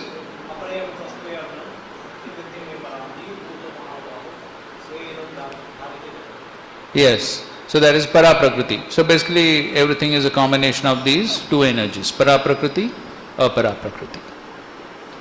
So that is the Lord and His potencies. Fourth verse. Tayorekataro yartha prakriti sobhayatmika jnanam tva anyatamo bhavaha purusha sobhidiyate.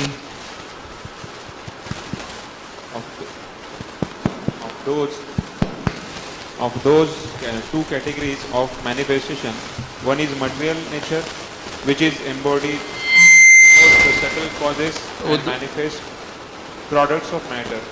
The other is conscious living entity designated as the enjoyer. वो दूसरा mic ले दो ना, वो ये ठीक से काम नहीं. Hare Krishna.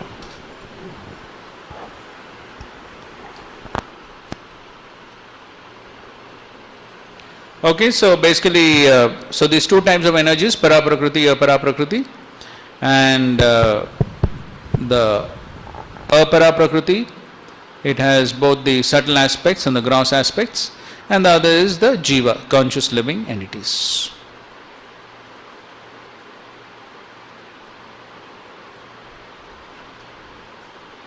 So here in the purport it said, according to Jiva Goswami, prakriti here refers to the subtle pradhan, which later becomes manifest as Mahatattva. Okay, 5. Tamo raja sattvamiti prakriterabhavan gunaha maya prakshobhyamanaya purusham anumatena cha. When material nature was agitated by my glance, the three material modes, goodness, passion and ignorance, became manifest to fulfill the pending desires of the conditioned souls. Okay, so then Prakriti becomes agitated, then three modes become active. So how this Prakriti becomes activated? Yes, by glance of Mahavishnu. Yes. So, just a second. So, here in this purport, this mentioned, the Lord casts his glance over material nature to remind her that the conditioned souls have not worked out their chain of fruitive activity and mental speculation, and that creation is therefore again necessary. The Lord desires that the conditioned souls get the opportunity to become Krishna conscious in love of Godhead by understanding the futility of life without the Lord. The modes of nature arise after the glance of the Lord and become inimical to one another, each mode attempting to conquer the other two. There is a constant competition between birth, maintenance and annihilation. Although a child desires to take birth, the cruel mother may desire to kill the child through abortion. Although we may desire to kill the weeds in a field, they stubbornly take birth again and again. Similarly, we often desire to maintain our physical status quo, but still deterioration sets in. Thus, there is a constant competition among the modes of nature, and by their combinations and permutations, the living entities try to enjoy innumerable material situations without Krishna consciousness. The word Purushanumatena indicates that the Lord sets the stage for such material futility so that the conditioned souls will eventually come back home, back to Godhead. Okay, so the Lord does all this for what? Yes, to give the jivas a chance to fulfill their desires, and at the same time understand that they cannot enjoy without the Lord. So both things are achieved. So on one hand, they have certain desires, so the chance is being given so that they fulfill their desires, and at the same time, they have a desire to enjoy separate from the Lord, and so also they get the realization that we cannot enjoy separate from the Lord. So that is why the Lord facilitates the creation of this entire material world. And so therefore, the modes of material nature, they are acting in ways which are always against the desires of the living entity. So the modes are simply acting in ways to give suffering to the living entities. That is the purpose of material nature, to give suffering. So therefore it's being explained here. So child desires to take birth, cruel mother kills. One is desiring to kill the weeds, they take birth again.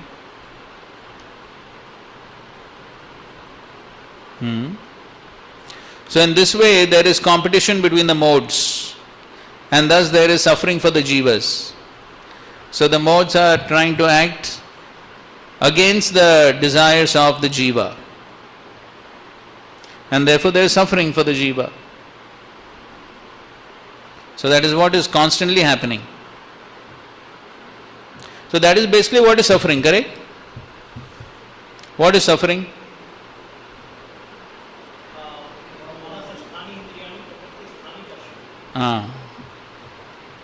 What does it mean?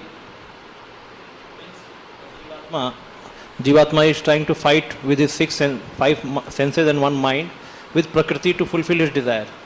But Prakriti is not allowing him, thwarting his plan again and again. Correct.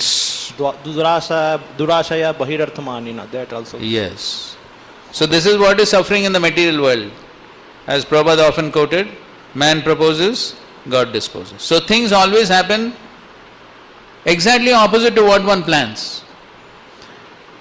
So Srila Prabhupada spoke about this in Bhagavad Gita, first chapter. Arjuna is speaking. I suppose this is first chapter, 32nd verse. What is that? Nimittani viparitani. Nimittani viparitani.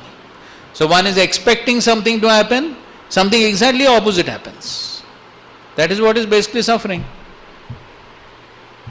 And if we carefully analyze, this is how material nature works, and this is how everyone has to face suffering. So basically suffering is, I get what I don't want, and I don't get what I want. That is basically what is suffering. And this is being orchestrated by three modes. And you can give any number of examples. And Srila Prabhupada also gives so many examples. So just like now mango season. Everyone likes mangoes, correct? But the paradox is, the mangoes come in the summer season.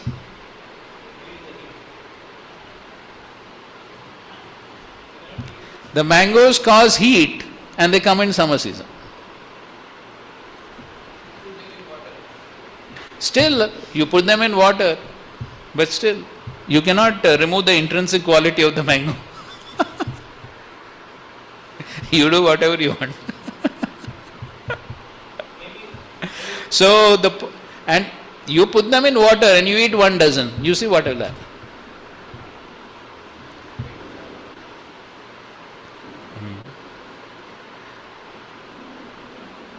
So, The point is that this is how material nature has been orchestrated.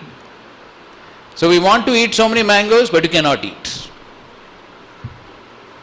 Prabhupada, so many lectures he says, you eat 1 ounce more than what you can digest, immediately Prabhupada. And then any number of examples we can take.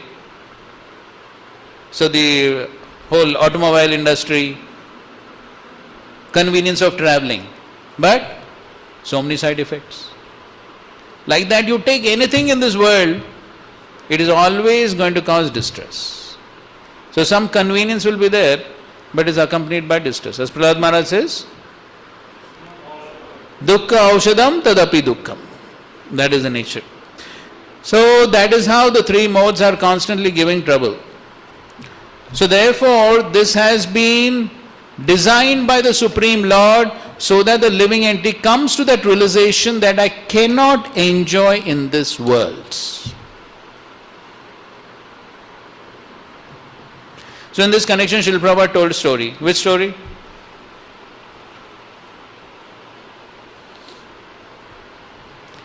That there is suffering in this world so that one realizes I cannot enjoy in this world.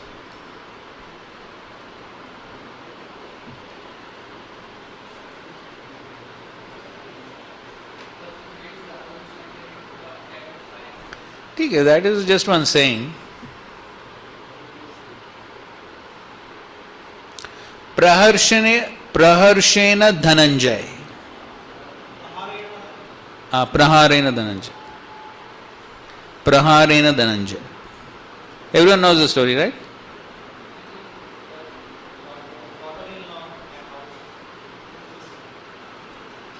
Bhagavad Gita, Prabhu, you know the story? Praharena, tell.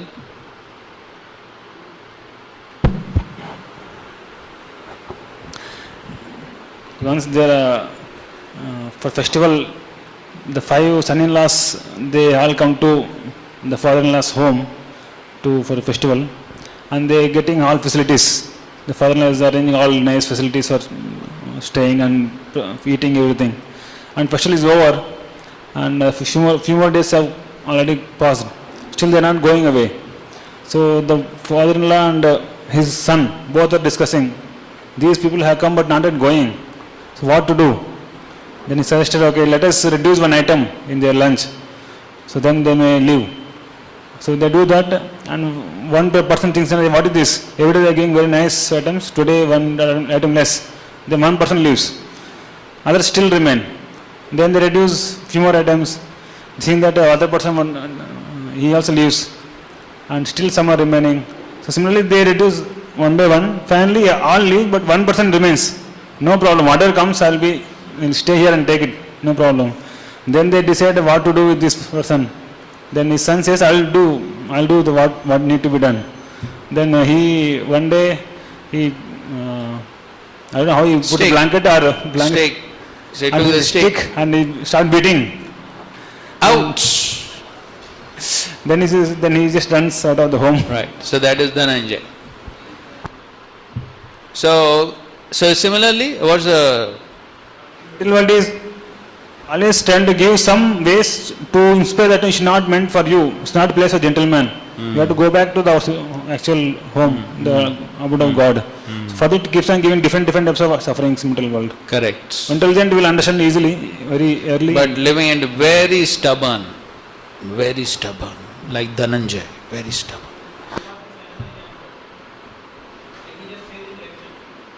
That you Americans, you are very proud that you will be remaining American next life. No, even if you want to continue, the Maya will kick you, and next situation your life. Out, get out. And in next life you can become? You can become a dog also, anything. American cow. American cow. And then you'll be sent to the slaughterhouse. Right. So that's the nature of this material.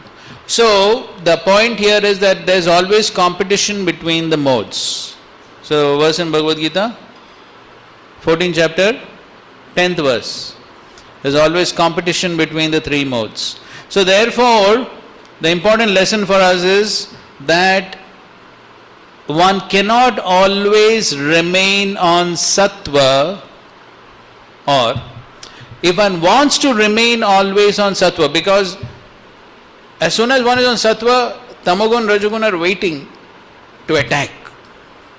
So when one wants to remain on sattva, two things are required. What?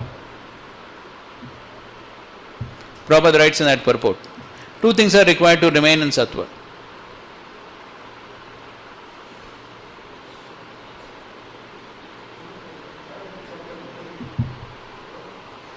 Fourteenth chapter, 10th verse. 14th chapter 10. Surely he should do bhakti first. Constant practice and determination. Constant practice and determination. This is what is required if one wants to remain on sattva. Because it's just like trying to swim against the current of a river. So if one does not put determination and endeavor, what will happen? One will be swept by the current of the river. So in this material world, the current of Rajagun and Tamagun is very strong. Swift, forceful current of Rajagun and Tamagun. So therefore the constant endeavor is required with great determination to remain on sattva. The moment the endeavor goes down, immediately one will be swept by Rajagun and Tamagun. So that is why one has to be extremely careful. And we will discuss these points again in the 26th chapter.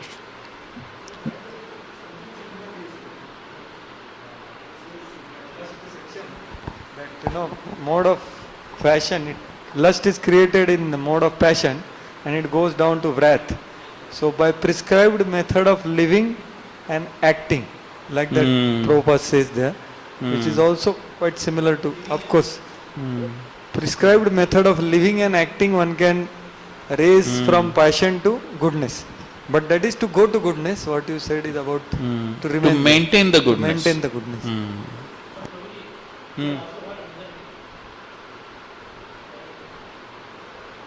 This sattva, even somebody thinks that I am a soul, I am a soul, I am a soul, that will not protect him from falling down. We have understood, like this 14th chapter also, at the end what is the samguna saguna samitetatam brahma bhuyaya kalpate. Unless it takes to bhakti. That is okay. That is understood. Our goal is not to remain on sattva. One has to transcend. There is no doubt about that. Even to maintain sattva, one needs bhakti or not? Yes, at least in this Kali Yuga, at least. See, if it is not bhakti, then the other process to come to sattva is jnana. Right? By the process of jnana also one can come to sattva. But even the process of jnana requires help of some bhakti. Without help of some bhakti, no one can attain perfection in any process. So some bhakti is always required. That is correct. But even to maintain that sattva, the determination is required. Of course, as far as we are concerned, then our determination is the practices of bhakti. So we don't do something separate to come to sattva. But our practices of bhakti themselves help us to remain on sattva. But then those practices must be with great determination and great intensity. If one becomes dhila, then immediately Rajagun and Tamagun will attack. So one has to be careful. Okay, 6th verse. Tebhya samabhavat sutram mahan sutrena sanyutaha tato vikurvato jato yo ahankaro vimohanaha. From these modes arose the primeval sutra along with the Mahatattva. By transformation of the Mahatattva was generated the false ego, the cause of the living entity's bewilderment. Okay, so now this entire process of creation that was already described. Now we're going to go fast with these verses.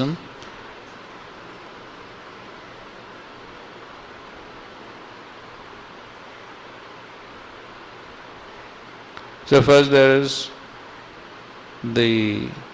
of course we understand first there is Pradhan. Pradhan gets activated and becomes Mahatattva. Then there is false ego. In the purport it said, according to Srila Swami, Sutra is the first transformation of material nature that manifests the potency of activity, Kriya Shakti. And it is accompanied by the Mahatattva, which is endowed with the potency of knowledge. In the material world, one's real knowledge is covered by fruitive activity and mental speculation. As one's devotional service to the Lord slackens, these two tendencies grow automatically, just as the diminishing of light automatically brings an increase in darkness. Okay, so karma and jnana, the contamination of karma and jnana. So that is what happens when bhakti is not there, then the contamination of karma and jnana increases. Okay.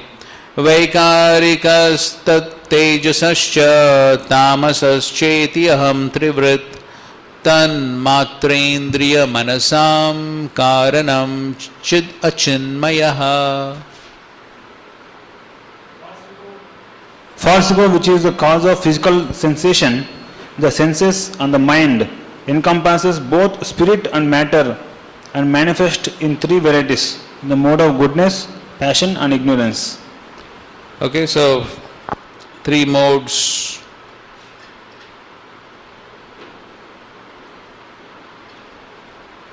And then we know the three modes along with the false ego. Then creation of so many things takes place.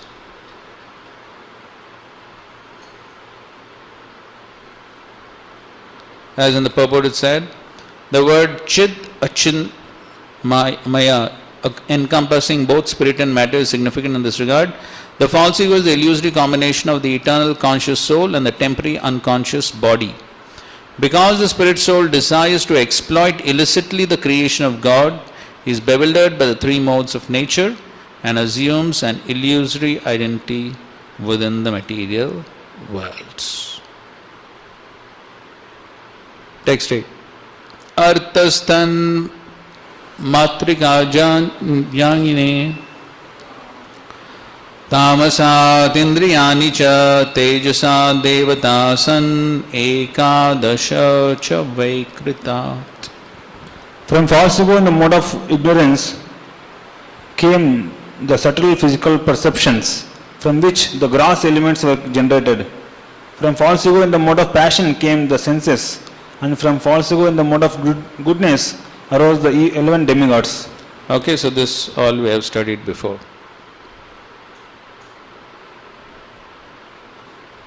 11 demigods are, it's mentioned in the purport. Deities of the directions, wind, sun, Varuna, Ashwini deities, Agni, Indra, Upendra, Mitra. 9. Maya sanchodita bhava sarve samhatyakarinaha andam utpadayam asur mama yatanam uttamam. Impelled by me, all these elements combined to function in an orderly fashion and together gave birth to the universal egg, which is my excellent place of residence. Okay, so impelled by me, all these elements combine to function in an orderly fashion. So this is explained in the second canto also. So all these various elements are created, but for them to come together requires the energy of the Lord. So without the Lord interfering and empowering, nothing takes place. So in those purports, Srila Prabhupada gives example of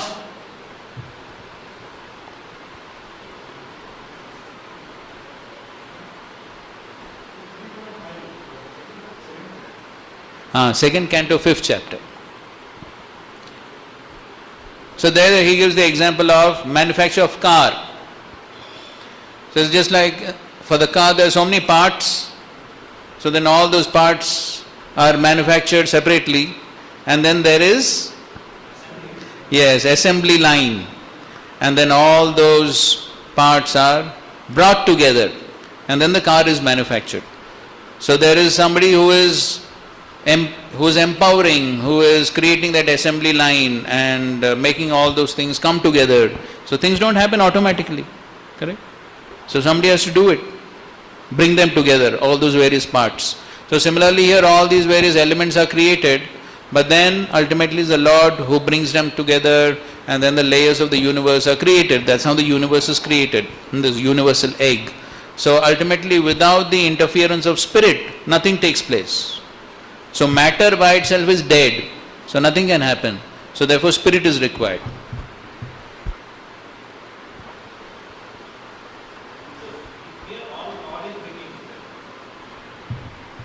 for the creation of the universe. So all the elements have to come together, no? Yes. So this assembly of all these elements, so that is what is being done by the Supreme Lord. Okay, 10. Tasminnaham samabhavam ande sarila samstitau mama nabhyam abhut padmam vishwakyam tatra chatma bhu. I myself appeared within that egg which was floating on the causal water, and from my navel arose the universal lotus, the birthplace of self-born Brahma. Right. So Garbhodaksha Vishnu enters the universe, from his navel comes a lotus, on the lotus Brahma is born. Okay, 11.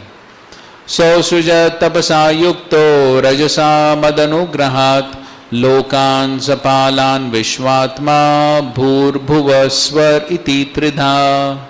Lord Brahma, the soul of the universe, being endowed with the mode of passion, performed great austerities by my mercy, and thus created the three planetary divisions called Bhur, Bhuvar and Swar, along with their presiding deities. Yes. So then Lord Brahma begins the secondary creation. Because this universe are floating in the water or then on the hood of Anantshesh?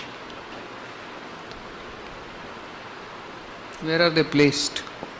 Okay, where are the universes placed? Here it is said that they are floating.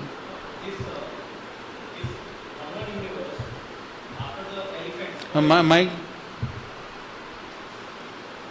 Like this Lokalok mountain is there, their elephants are down, standing, 4 elephants, they are holding the whole Bhumandala.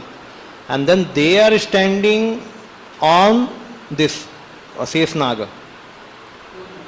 It is mentioned, because it is also mentioned, whenever Srishti has to be finished, this Sesnaga will throw his fire up. And then the heat increases above. And Lord Shiva also dances as Rudra. So this both contributes to burn this whole Bhumandala and everything, all upper planetary system also. So this, but the all universe in Mahavishnu, that I have not heard, that they are also staying on some hood of Mahavishnu's serpent. But Garbhodaksha Vishnu serpent, this we have heard, actually others can also say. So what's your question basically? It is said that all the Brahmandas, it said, on Anantashesh also says that I don't feel the weight, so they are on my head. So now here it is said that all the Brahmandas are lying in the ocean. So either they have to be in ocean or Anantashesh's head. So where they are placed actually. So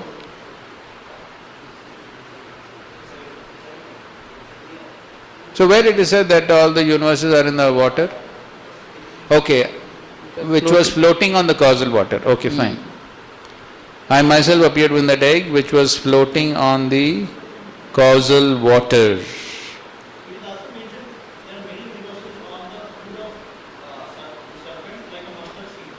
That's what he's asking.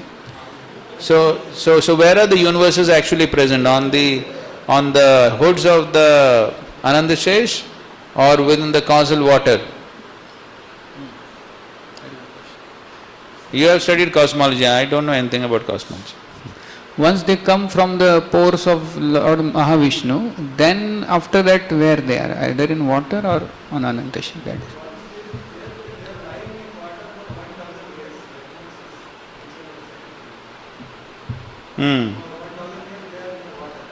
And then after that?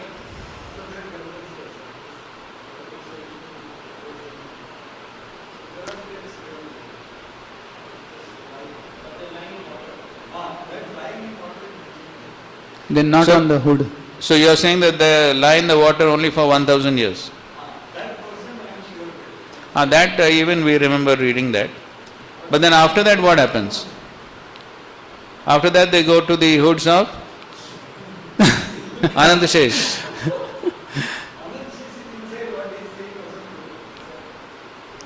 Inside each universe, Anantshesh is there, that he is saying. No, he is talking about inside each universe, no? You're talking about, he is talking about inside each universe.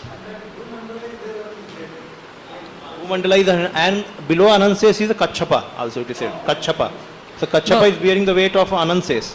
No, that, see, this is within each universe. Within each universe. So, now, if there is another heading also, hearing, this is also, that there are mustard seed all universe on the head of Anantshesh. See, Mahavishnu is also lying on Anantshesh. Correct? Mahavishnu is also lying on Anantshesh, Garbhodakshar Vishnu is also lying on Anantshesh. Correct? Mahavishnu का थोड़ा वो बोलते उनका महल है. So that is described in the 10th canto, in that chapter where Lord Krishna goes with Arjuna to the abode of Mahavishnu. So there is that whole description there.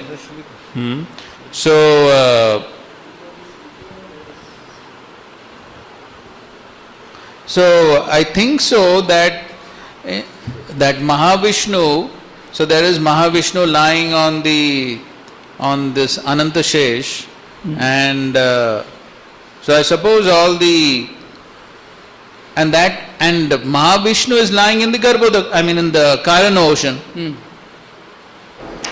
So you are saying that. So it's the same thing, na? See, there is Karana ocean. Mahavishnu is lying in the Karana ocean. Correct. But where is he lying? On Anantashesh. So Anantashesh is also within the Karana ocean. And all the universes are lying on his hoods within the Karana ocean. So it's perfect. You're floating on the water. So, but within that water only there is Anantashesh, na? Okay, like that.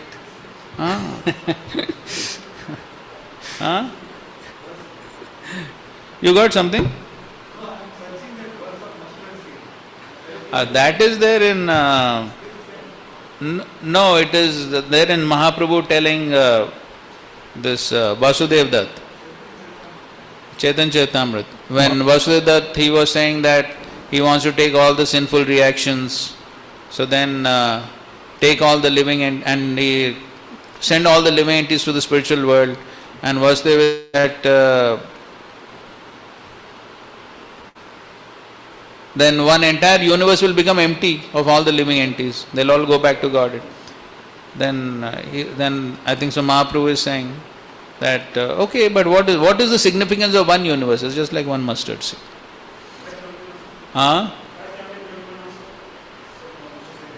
Who said?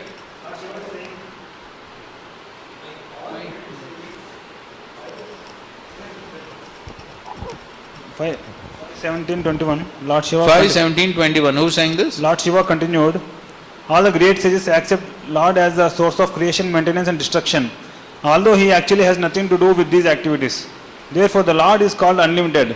Although the Lord in his incarnation as Sesha holds all the universes on his hoods, each universe feels no heavier than a mustard seed to him.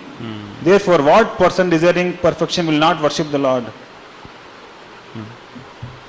So that is true. So all the universes on the heads of Anantashesh, and Anantashesh is also lying within the Karana ocean only, on which Mahavishnu lies. So it's correct.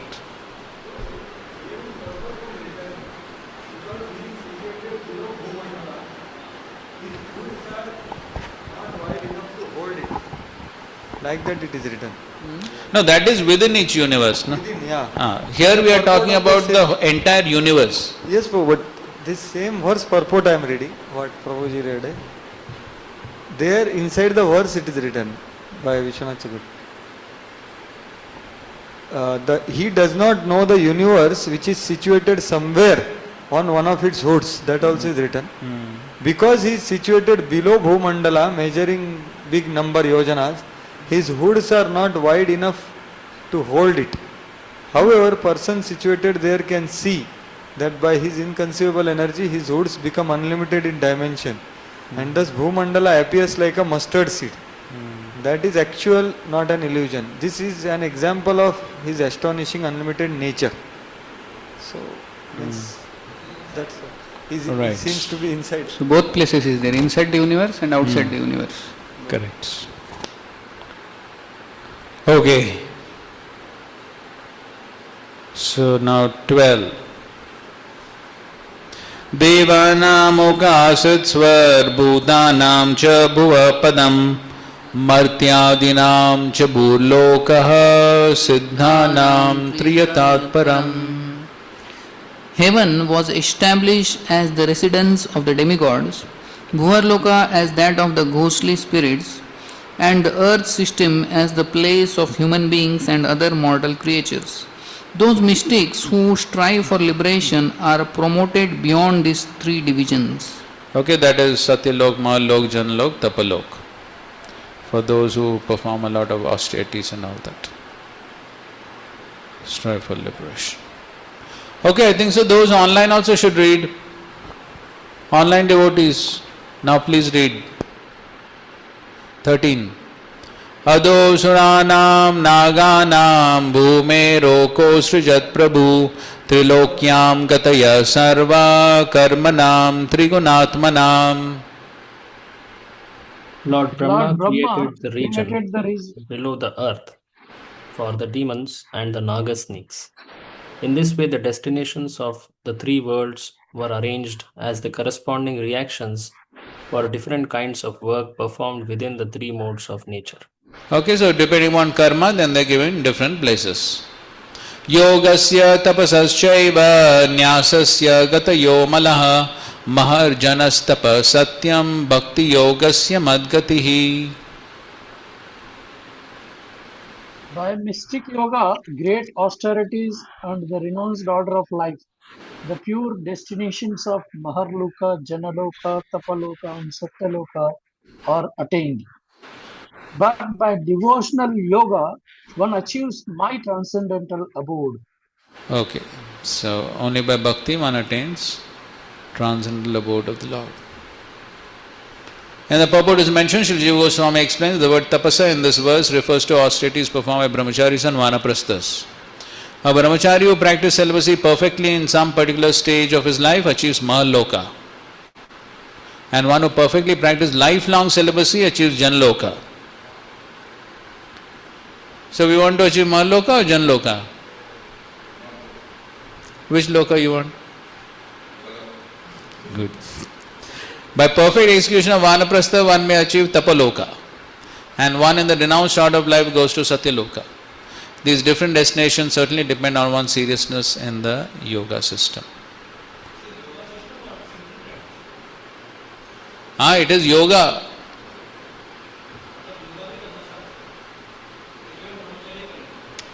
No.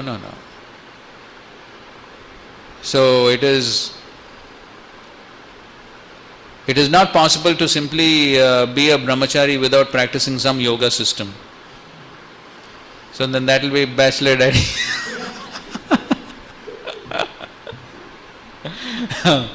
There has to be some higher taste, to practice. So some yoga system has to be there. Jnana yoga, Ashtanga yoga, something, or bhakti yoga. So some yoga system has to be. And then of course they are describing about the Vaikuntha planets where they have no desire for personal satisfaction, since they are completely satisfied in love of Godhead. Because they only think of the Lord's pleasure, there is no possibility of cheating, anxiety, lust, disappointment, and so on.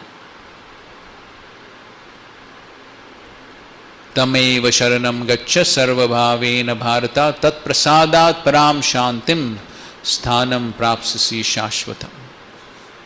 So by surrendering to Him, by His grace, you will attain transcendental peace and the supreme eternal abode. 15. Maya kalatmana dhatra karma yuktam midam jagat guna pravaha etasmin unmajjati nimajjati. All results of fruitive work have been arranged within this world by me, the Supreme Creator acting as the force of time. Thus one sometimes rises up towards the surface of this mighty river of the modes of nature and sometimes again submerges. Okay, so one performs fruitive activity, then by karma, then one can go to higher planetary systems or lower planetary systems. So that is based upon one's karma. Unmajjati nimajjati. 16. अनोर्बृहत् कृश स्थूलो यो यो भाव प्रसिद्ध्यति सर्वोपि उभय संयुक्तः प्रकृत्या पुरुषेण च। पढ़ो। Whatever exists within this world, small or great, thin or stout, certainly contain both the material nature and its enjoyer, the spirit soul. Okay, so as we already discussed, so there's always combination of Prakriti and Jiva, spirit and matter. Always there's a combination of both of them. यस्तु यस्यादिरन्तश्च सवै मध्यम च तस्य सन् विकारो व्यवहारार्थो यथा तेजस पार्थिवः। Gold and earth are originally from gold, one may fashion golden ornaments such as bracelets and earrings. अरे कुछ सुनाई नहीं दे रहा है। Gold and earth are originally existing as ingredients. From gold, one may fashion golden ornaments. The voice is like echo in one tunnel.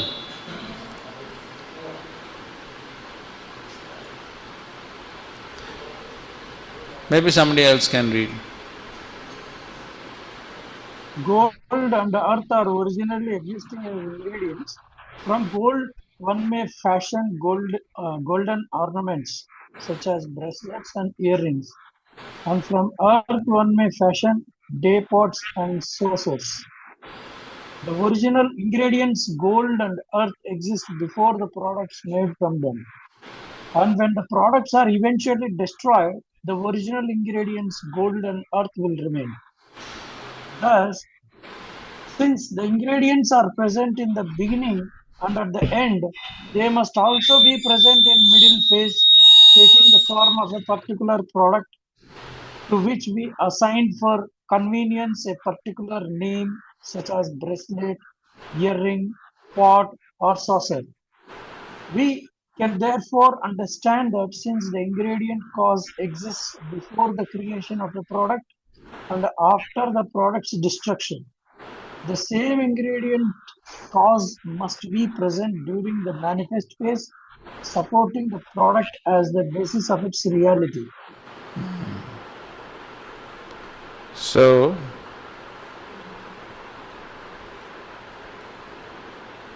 here what is being spoken is that how. So the previous verse said that everything is a combination of matter and spirit. And so therefore in this verse he is explaining that ultimately everything is just a transformation of the matter. So the spirit is there and the matter undergoes simply transformations. That's all. So this was also spoken by Krishna in which chapter of the Gita?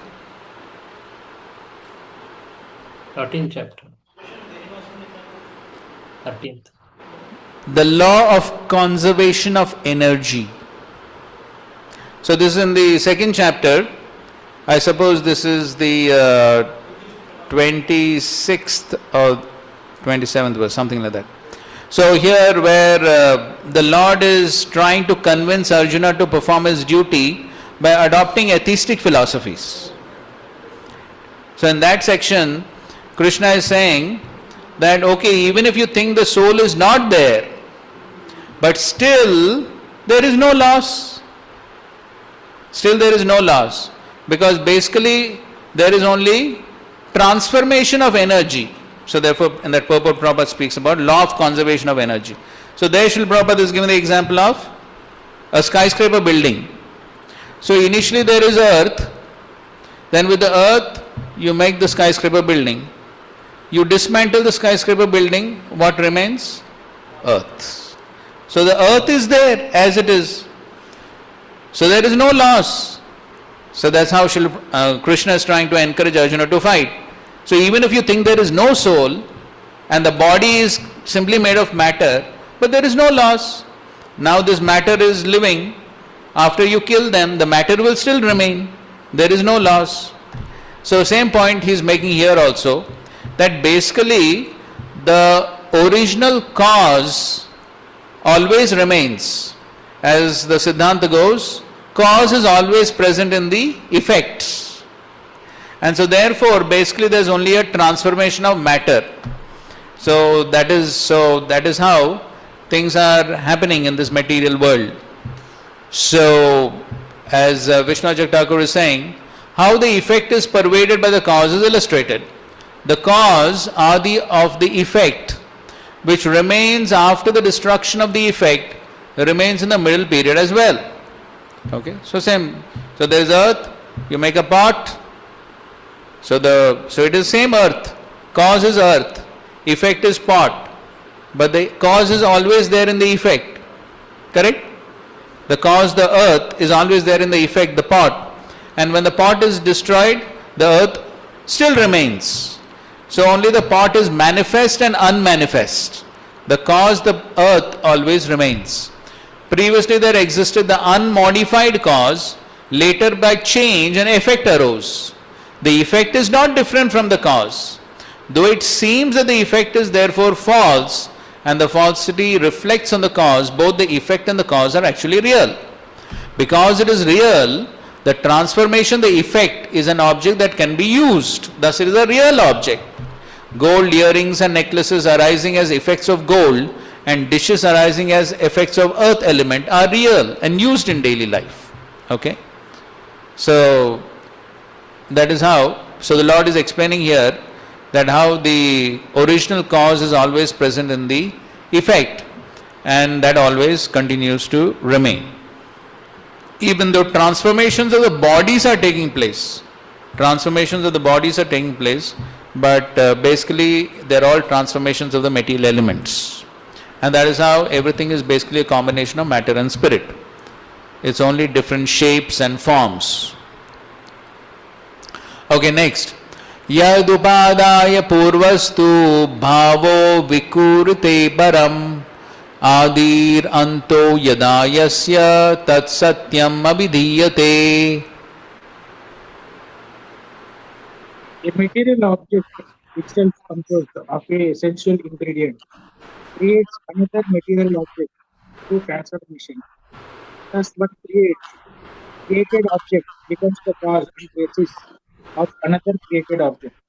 A particular thing may thus be called real in that it possesses the basic nature of another object that constitutes its origin and final state. Okay, so the similar point of how the cause is always there in the effect. So again, basically similar points. What remains in the beginning, this is from Vishnu Thakur, what remains in the beginning and in the end is called real or satya. The earth as cause relates with the pot. The pot related to the earth is also real. Prakriti, the final cause, is thus real. Because the effect arises from real cause, both cause and effect are real. That is called satya. Thus the Lord has called the cause real. This is the position of Satya Karyavad. So this is how Srila Prabhupada also refutes the Mayavad philosophy of Brahma Satya Jagan Mithya. So how can something, so if Brahman is Satya, then how can the effect be Mithya? So if the cause is real, the effect also has to be real, na? How can the effect be false? So the same point is being mentioned here. So just like the pot, so the earth is real, then the effect, the pot, has to be real.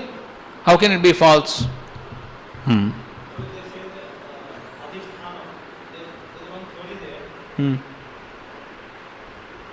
Living entity is a reflection. Living entity is a reflection of the Lord. So they say the question is whether the reflection from where it has come, it is wrong or right. So the Brahman has reflected into this world in a form of living entities. So then they say that therefore this world is a whole illusion. So then the Brahman has reflected from certain means from mirror, some mirror is required from where it will reflect. So whether that adhishthanam is also false or what? So like this some talk goes on. Anyway, the whole Mayavad philosophy is also false. All word jugglery. This argument that what comes from the original, that is real, and what has come has to be real, then what Maya also comes from Lord only, no? So then this argument is not complete. It seems that even the false also has to come from the same Lord, because Lord is source of everything. Okay, fine. So Maya Shakti is truth, no? So it's not false. Maya Shakti. Maya means that which is not technically. Maya. Yes, so Maya Shakti is true, but she puts the living entities into illusion to think that what is temporary is eternal, or what is not the cause of happiness is the cause of happiness, to think the material world to be permanent. So this is the illusion which Maya Shakti puts the living entities into. So Maya Shakti is real because she is energy of the Lord. So that is real. But the action of Maya Shakti, that is to put the living entities into illusion. So that illusion, so that is what, when it said that Maya means that which is not, that is the effect of Maya Shakti on the living entities. So the unreal things, what is cause of that? Which is what is source for unreal things? That's illusion.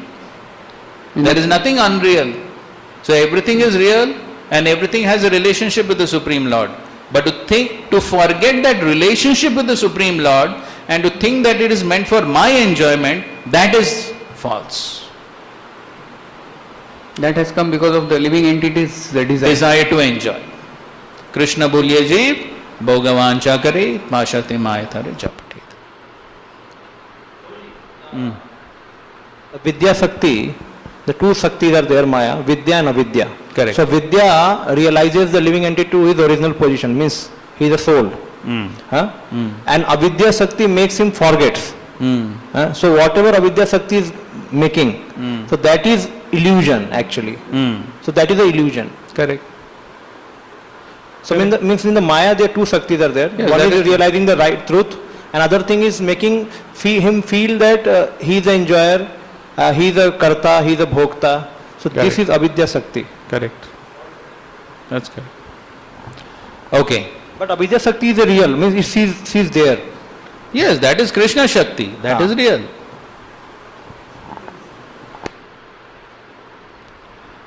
Okay. So in this purport also same thing, the example of the pot. Clay pot is found from a lump of clay which itself prepared from the earth. In this case, earth is the original ingredient forming the clay lump, and the clay lump is in a sense the original cause of the pot. When the pot is destroyed, it will again assume the designation clay and ultimately merge back into earth, its original cause. In relation to the clay pot, clay is the beginning and final state. Thus the pot is called real, for it possesses the essential characteristics of clay, which exist before and after the existence of the functioning instrument known as pot. Similarly, earth exists before and after the clay, and thus clay may be considered real because it possesses the essential characteristics of earth, which exist before and after the existence of the clay. Similarly, earth and other elements are created from the Mahat Tattva, which exists before and after the existence of the elements, which may be considered real because they possess the essential characteristics of the Mahat Tattva. The Mahat Tattva is ultimately the creation of the Supreme Personality of God, the cause of all causes, who exists after all is annihilated. The Absolute Truth is the Supreme Lord Himself, who step by step gives meaning and character to all that exists. Okay, so ultimately the Supreme Lord always exists. That is basically Aham Eva Sameva Agre. So the Supreme Lord always exists, and from Him this Mahat Tattva is coming, from Mahat Tattva all these elements are coming, and so everything is real. But the manifestation of all this is temporary. So just like the clay pot. So the clay is there before, the clay is there after, the manifestation of pot is temporary. So similarly, Mahat Tattva is there before, Mahat Tattva is there after, Supreme Lord is there before, Supreme Lord is there after. The manifestations of Prakriti, those are temporary. But they are real. Clear? Next. Prakritiryasyopadanam adhara purusha paraha sato bhivyanjaka kalo brahma tritayam tvaham. The material universe may be considered real, having nature as its original ingredients and final state. Lord Mahavishnu is the resting place of nature, which becomes manifest by the power of time. Thus nature, the Almighty Vishnu, and time are not different from me, the Supreme Absolute Truth. Okay, so all these are manifestations of the Supreme Lord, which help in the creation. So as Vishwanath Thakur says, how is the Supreme Lord the highest cause? Prakriti is famous as material cause, upadan karan, of the effect, that is the universe. The Purusha, the Supreme Lord, is the adhisthana karana, the foundational cause, adhara. Time is the indirect cause, nimitta, agitating the gunas. I as Brahman am all of these three, since Prakriti is my Shakti, Purusha is my Amsha, and time is my form of action.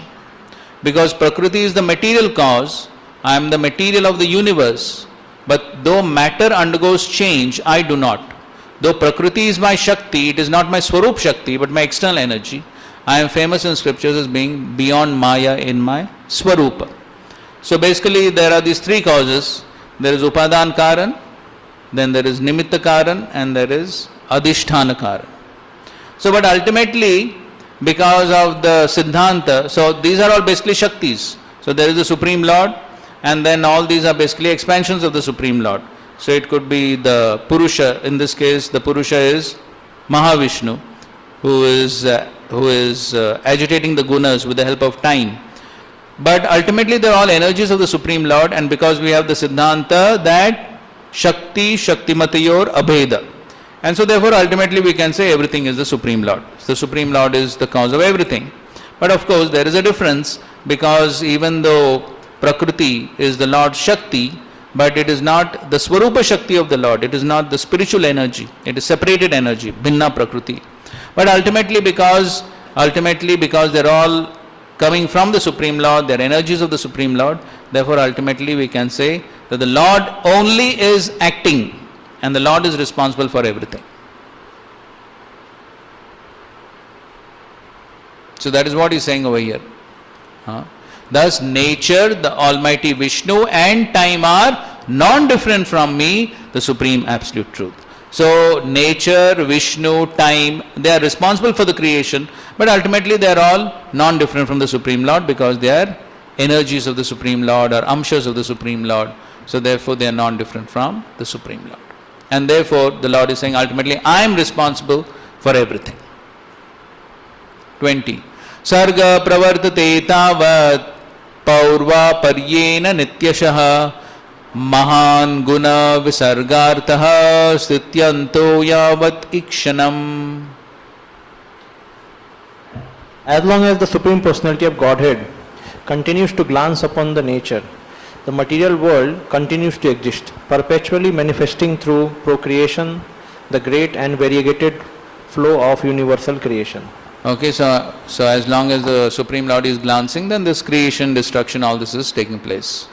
This glancing happens inside or outside? Inside what? Inside Mahavishnu's abdomen, or it happens outside? This glancing means when he glances on material nature. Because we hear that he has only created, so it happens inside or outside? Inside means what? I mean energy is inside and is... Okay, that's fine, that's his energy. But when he glances, he has to glance on something outside, no? She will come out and then... She will come out and then he will glance, correct? No? See, basically the pradhan is always present, right? The pradhan is always present.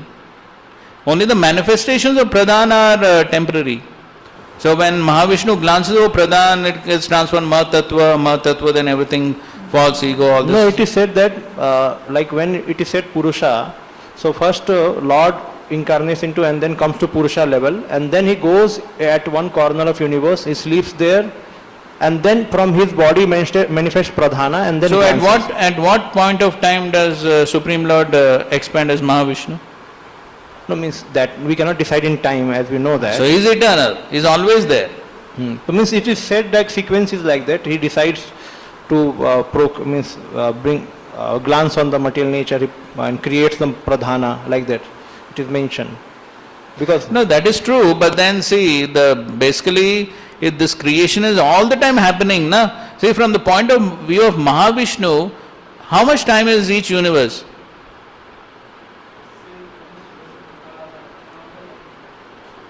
Inhalation, exhalation. So how much time it takes? So it is not that Mahavishnu is doing creation, then he can have a nice big rest, and then again he has to begin creation. It's continuously happening. So therefore it's only a question of manifestation and non-manifestation. That's all.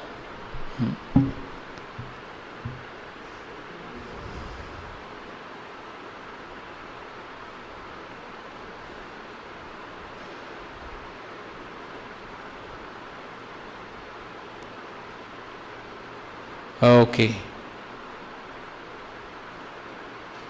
So in this purport, one important point: time and nature are powerless to act without the glance of the personality of God. So ultimately it's the glance which activates everything. Without that glance, then nothing will happen. 21.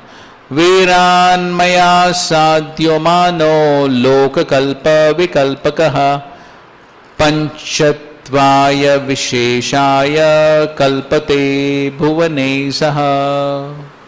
I am the basis of the universal form which displays endless variety through the repeated creation, maintenance and destruction of the planetary systems, originally containing within itself all planets in their dormant state. My universal form manifests the varieties of created existence by arranging the coordinated combination of the 5 elements. Okay, so this is the universal form. So there is the universal form which also comes from Garbhodakshaya Vishnu, and so ultimately it is the Lord who is the basis of the universal form. And so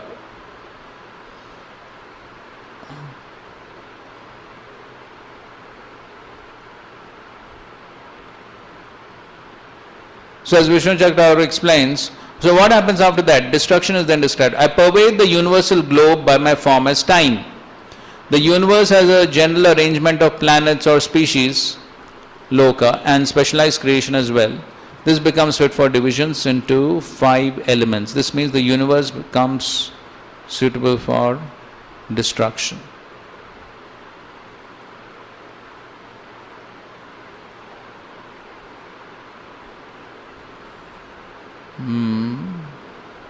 So basically, yes, so basically by the arrangement of the 5 elements, then basically the various lokas are created, and that is what is depicted in the universal form. And that is what is shown to Brahma, and then Brahma understands how to do the secondary creation. So that is how it takes place. Okay, now there is the series of verses from 22 to 27. Okay, we'll just read the translation. Somebody read. At the time of annihilation, the mortal body of the living being becomes merged into food. Food merges into the grains, and the grains merge back into earth. The earth merges into its subtle sensation fragrance. Fragrance merges into water, and water further merges into its own quality taste. The taste merges into fire, which merges into form. Form merges into touch, and touch merges into ether. Ether finally merges into the sensation of sound. The senses all merge into their own origins. The presiding demigods and they, O gentle Uddhava, merge into the controlling mind, which itself merges into false ego in the mode of goodness. Sound becomes one with false ego in the mode of ignorance, and all powerful false ego, the first of all physical elements, merges into the total nature. The total material nature the primary repository of the three basic modes, dissolves into the modes. These modes of nature then merge into the unmanifest form of nature, and that unmanifest forms merges into time. Time merges into the Supreme Lord, present in the form of the omniscient Mahapurush, the original activator of all living beings. That origin of all life merges into me, the unborn Supreme Soul, who remains alone, established within himself. It is from him that all creation and annihilation are manifested. Okay, so this is an annihilation. So everything is in reverse order. So how creation takes place? Exactly in the reverse order, annihilation takes place. That is what is being described. Okay, 28. Evam anvikshamanasya katham vaikalpiko brahmaha manaso ridhi tishteta vyomni varkodayetamaha. Just as the rising sun removes the darkness of sky, similarly this scientific knowledge of cosmic annihilation removes an illusory duality from the mind of a serious student. Even if illusion somehow enters his heart, it cannot remain there. Okay, so this is the beginning of the chapter, end of the chapter, same thing. So in the beginning of the chapter, the same thing was described, that by studying this, all the illusory duality will go away. Now the Lord is repeating the same point at the end again. So even if, so in the purport is mentioned, even if such illusion temporarily manifests within one's consciousness, it will be driven away by the resurgence of one's spiritual knowledge. So if one actually has come out of ignorance, then and realized this subject matter, then even if some illusion comes, it will be driven away, because once again the Lord will dadami buddhi yogam tam. So the illusion cannot remain. Esha sankhya vidhi prokta samshaya granti vedanaha pratilomanu lomabhyam paravara drishamaya. Thus I, the perfect seer of everything, material and spiritual, have spoken this knowledge of Sankhya, which destroys the illusion of doubt by scientific analysis of creation and annihilation. Thus ends the purports of the humble servants of His Divine Graces Bhaktivedanta Swami Prabhupada to the 11th canto, 24th chapter of the Srimad Bhagavatam, entitled The Philosophy of Sankhya. So anyway, one thing which Srila Prabhupada in his lectures always tells, bhutva bhutva praliyate. So that's another thing to understand from all this description. That ultimately everything material is temporary, it is going to be destroyed. So therefore there's no point in trying to be attached to the temporary material manifestation and land up in so many problems because of all these material attachments. So one has to understand that ultimately one has to get out of this temporary material world. Srila Prabhupada ki jai, Granthra Srimad Bhagavatam ki jai, Samved Gaur Bhaktivedanta ki jai. Hare Krishna. Thank you very much. So tomorrow we'll start next chapter.